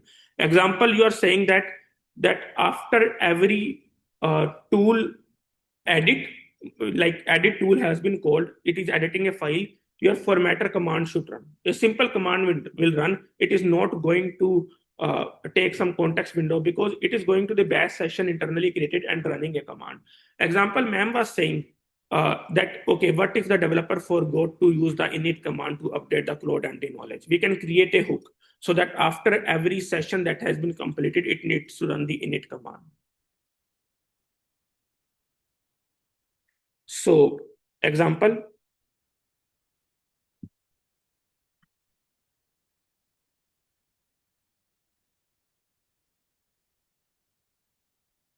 yeah. If you go to hooks, like settings.jsn, this is the format to create a hook, post tool use after every tool use, and which tool you should be there, write or edit. If it is a writing or editing file, I need to run this command. And it follows the argument. This is basically, I have got the file name that has been edited and created a hook to run the formatter on top of that, or fixing any syntax issues. Claude can also create that, but it is little bit tricky right now actually to debug the hooks, because their different tools return the different JSON format, and you need to edit that commands according to that. Example, we have calculated the file name here. So a little bit technical knowledge is actually required to debug a tool. Anthropic has created a course on this, the how to best debug the tools. But what I have done, I have found that there is a plugin created. So if you go to the marketplace, I will cover the plugin section also, just showing that there is an official Claude plugin. Let me see here. These are my available.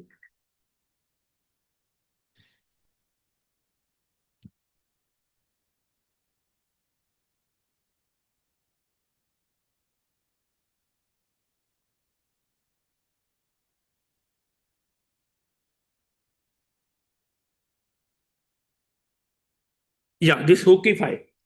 There is special plugin created actually which can understand. As I said that that you can create a skill. We will come to the plugins also, that actually what is the plugin and how it is different from a skill.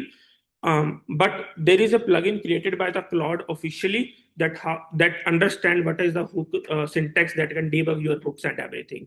But what my trick is actually to debug hook if it is not running properly. I can, in the command section, I can simply create a file to store the output to what was happening there. Then I understand the JSON format. Okay, this was the JSON. Then I give that output to the Claude. Okay, this is actually the format that we are getting from the Claude tool output, and then you can work on top of that. So these plugins are actually very helpful. We will cover that in the plugin section.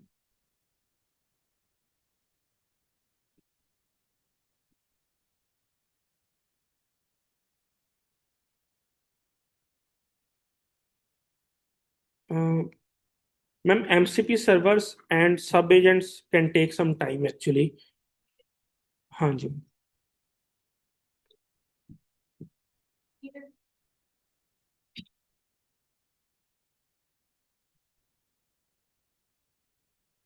Ma'am, Zoom.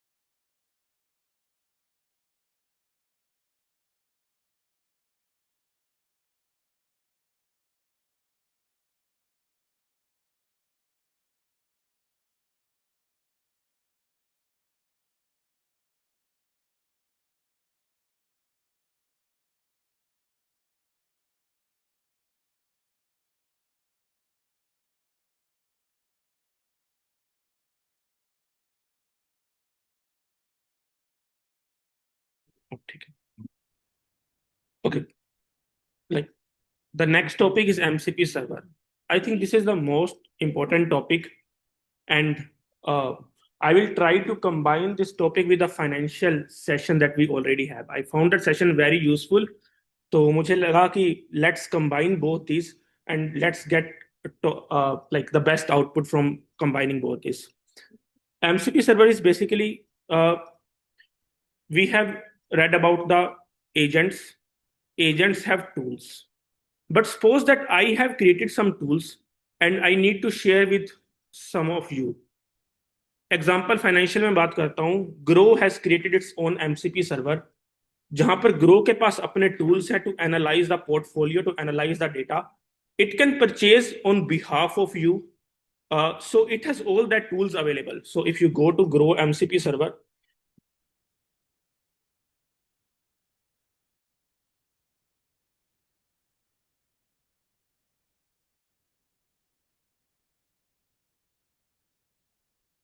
yeah. So Grow actually gives you tool with its API key that you can buy, purchase, and you can give this MCP server to your agent, and your agent can take action on behalf of that, whether it is analyzing. So some of the financial institute have provided tool. Maybe, sir, somewhere wrong, you can tell me that actually. So why we are using that? Because my brother actually has automated its swing trading platform. Kind of created its own swing trading platform, जहां पर उसने MCP servers को use करके basically he is analyzing all the data, and their Claude agent is suggesting what stocks need to be buy today, and when what is the like start amount, जो भी whether the financial topics उसके कितना loss लेना चाहिए, कितना होना चाहिए, whether it is all suggesting that. So basically MCP server, the concept is that, simple concept is that some company has created the tools. Now they are giving tools to you so that your agents can use that tools to connect with that, right? Like Grow or other companies. Example, the example, some other company has created their own tool.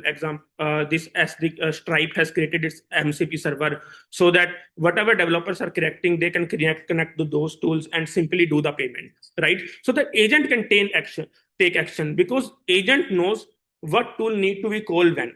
हमें कब वो tool कौन करना है, ठीक है? वो description में है tool की, and then agent is going to take action on top of that.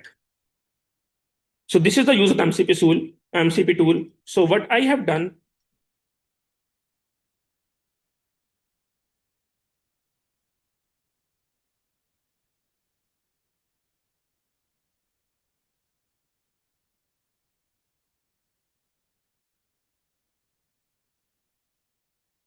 okay, I have added a MCP of the SQLite, which is a kind of a database.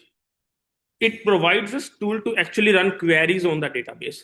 So now I do not need to run the queries like select star from tables or whatever. I'm just giving the command in the plain English, and it is going to convert that English in plain English text into the query and going to run that query. Example.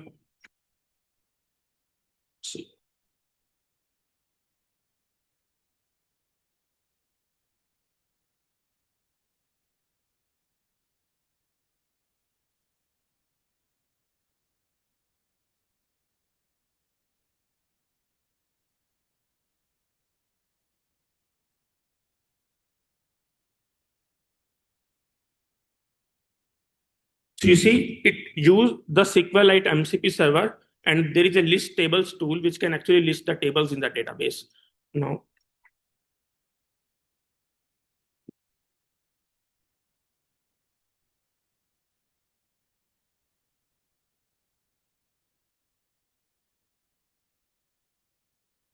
it can join, it can write complex queries. And whatever query it writes, it optimizes also. That is optimized because SQLite has created that MCP server. So they have followed the best practices for that. Right? So total count is 3. So this is how basically a tool runs. A tool has some specific input and specific output, and we combine those tools. And when we have to give those tools to the external world, we create the MCP servers. So in Claude, what you can do,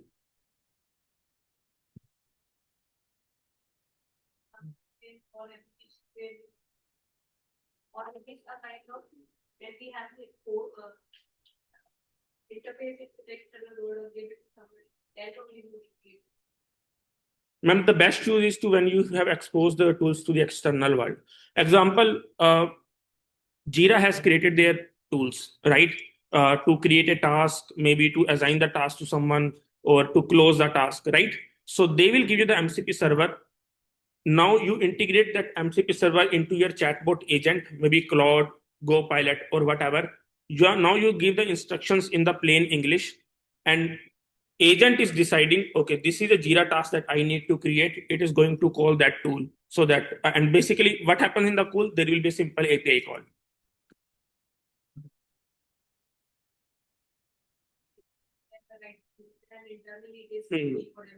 Yes. Yes. Okay. So in the connectors, basically you can connect to multiple tools, and in MCP, what you can do,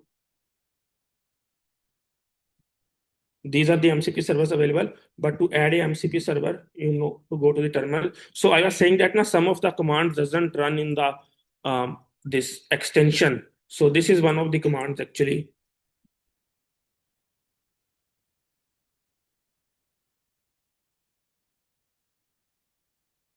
Then how is different from traditional API processing? MCP from traditional API, because ultimately that was also used to retrieve the data. Right.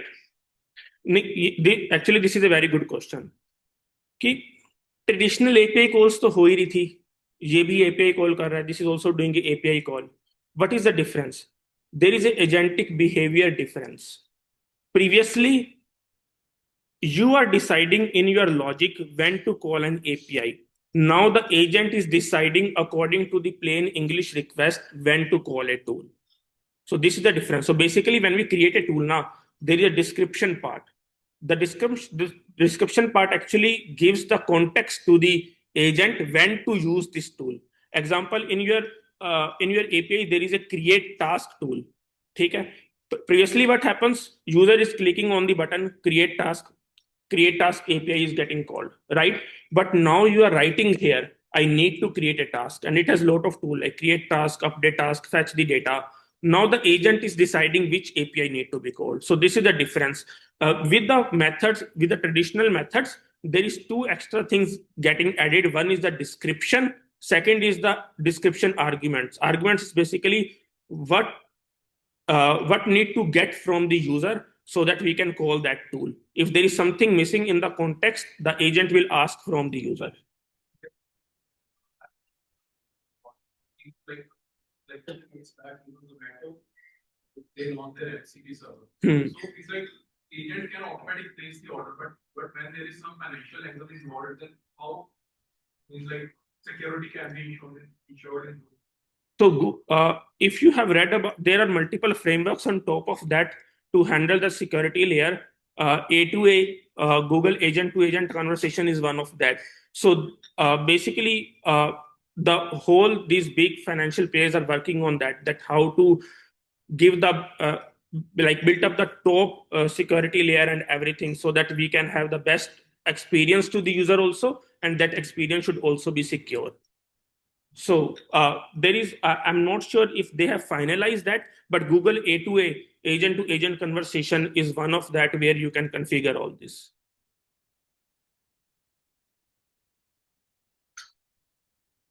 Okay. Now the MCP servers. Here comes the sub agents. Okay.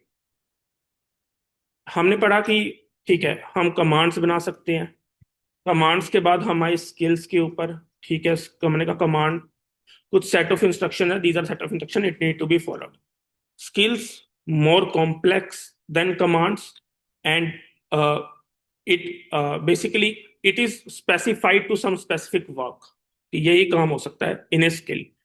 Now agents, what is a sub agent? We are already working in agent, right? Claude is the agent. Sub agents is actually when you create an agent, it has multiple skills. Second thing, it has its own context window. Third thing is it works in parallel. Example, that you are writing the front end and the back end code. You have already created your plan. Now you have two agents. One is working on the front end task. Second is working on the back end task. And they are working in parallelly, and they have their own context window. So your main agent does not have that context, has a specific context window, but agents have their own context window to complete that task. Okay? And they are specialized to do for that work. So let's take an example, because agent part is little bit complex to understand, but how much beneficial it is. Okay, just wait.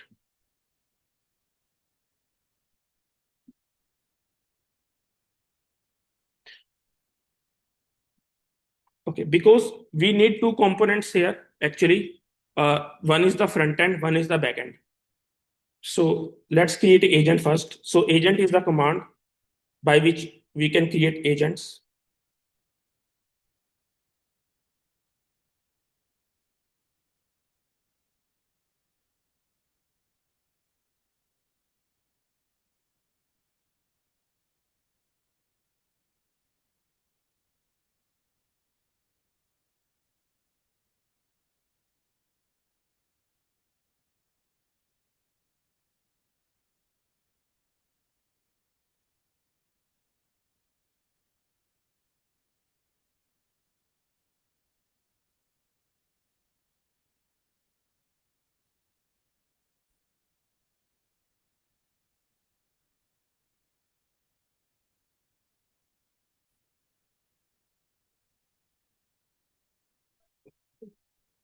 ठीक है.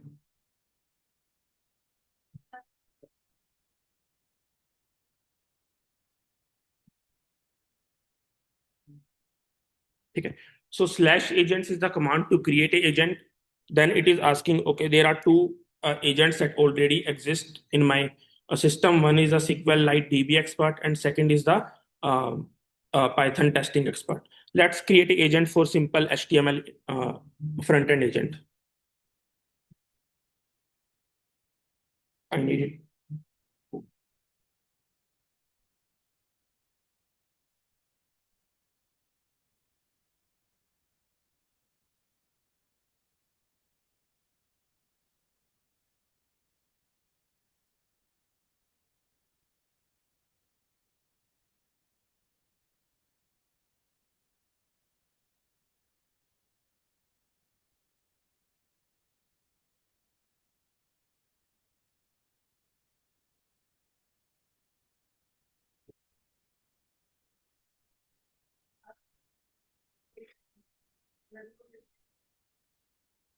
Ma'am, description, it will simply write by itself by whatever description.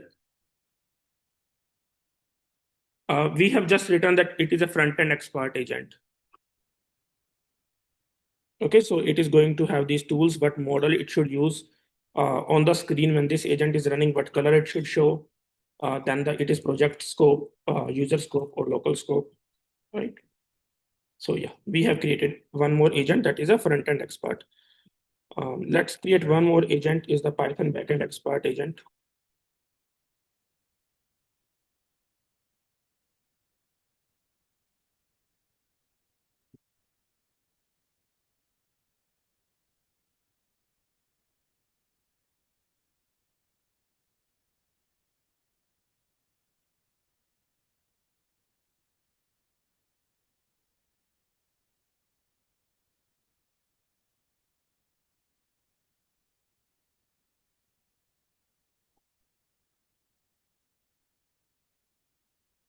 So this is the last big task actually that we are going to run. After that, all of the tasks are better how we can use agents.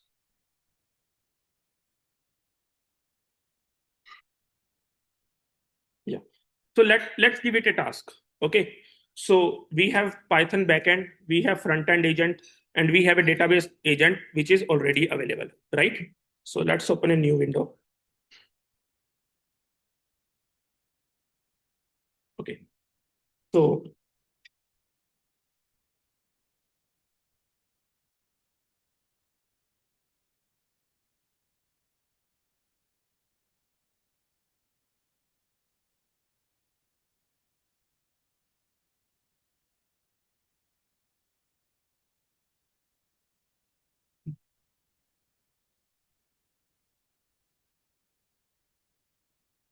this is the image that sir has given in the.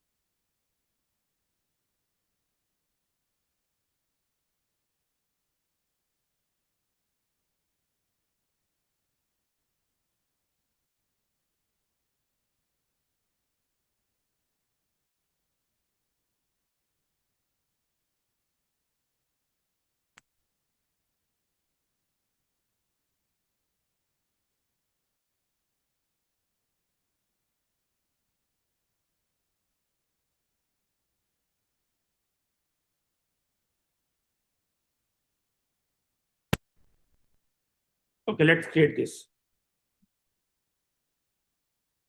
First, we have used the plan mode here because it's a little bit complex task. We are integrating the three things, front end, back end, and the database.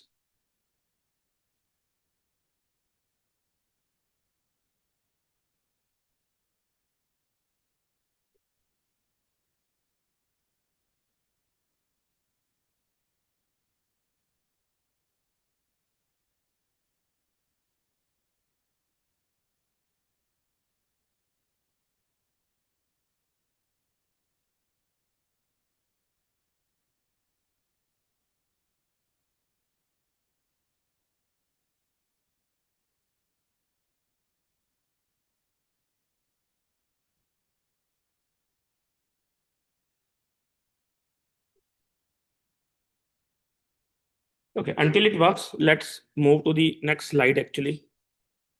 So this is the use of the agents. We will see the demo again, but here the 3 points actually to remember. One, the agent has its own context window.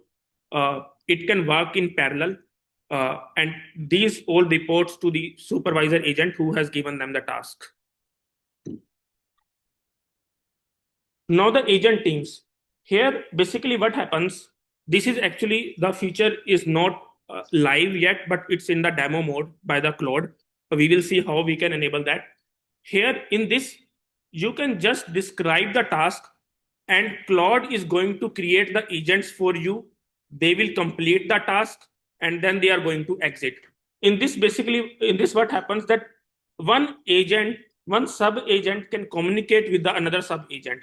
So example, previously what happened, the backend and front end, both agents are reporting to the supervisor agent and supervisor agent is going to handle the communication between them.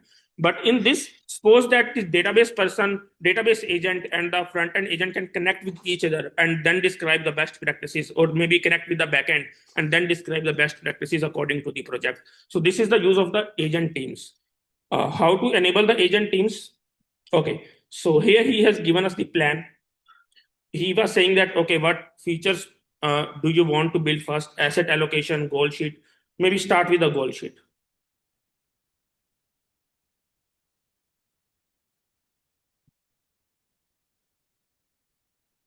You need to go to settings.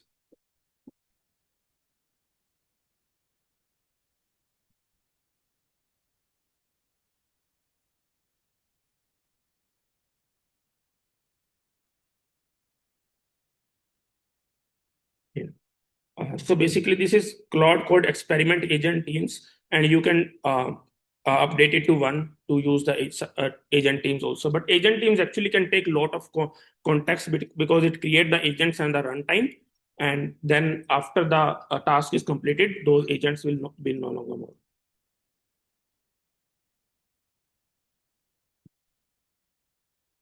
Yeah. Okay, so let's start this.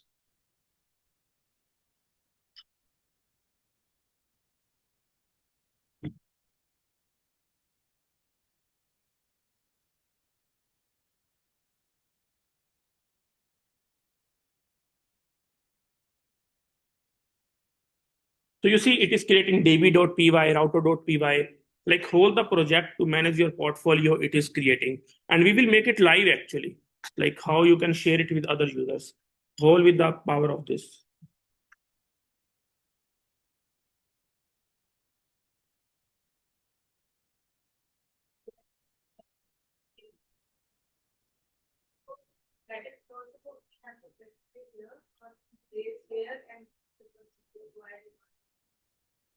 Ma'am, if your organization have a MCP server, just import that MCP server into this. Or if there is a, if you just need to give the documentation, then create a skill.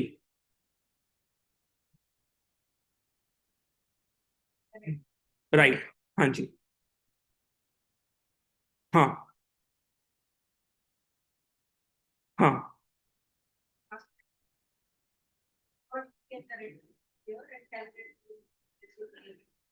Ma'am, we can tell it here in our skills.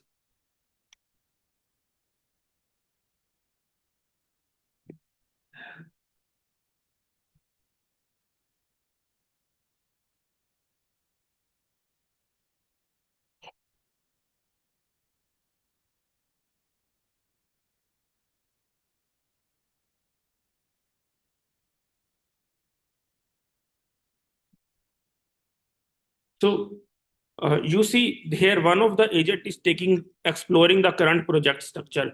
What is the current project? Then another agents will going to take decision.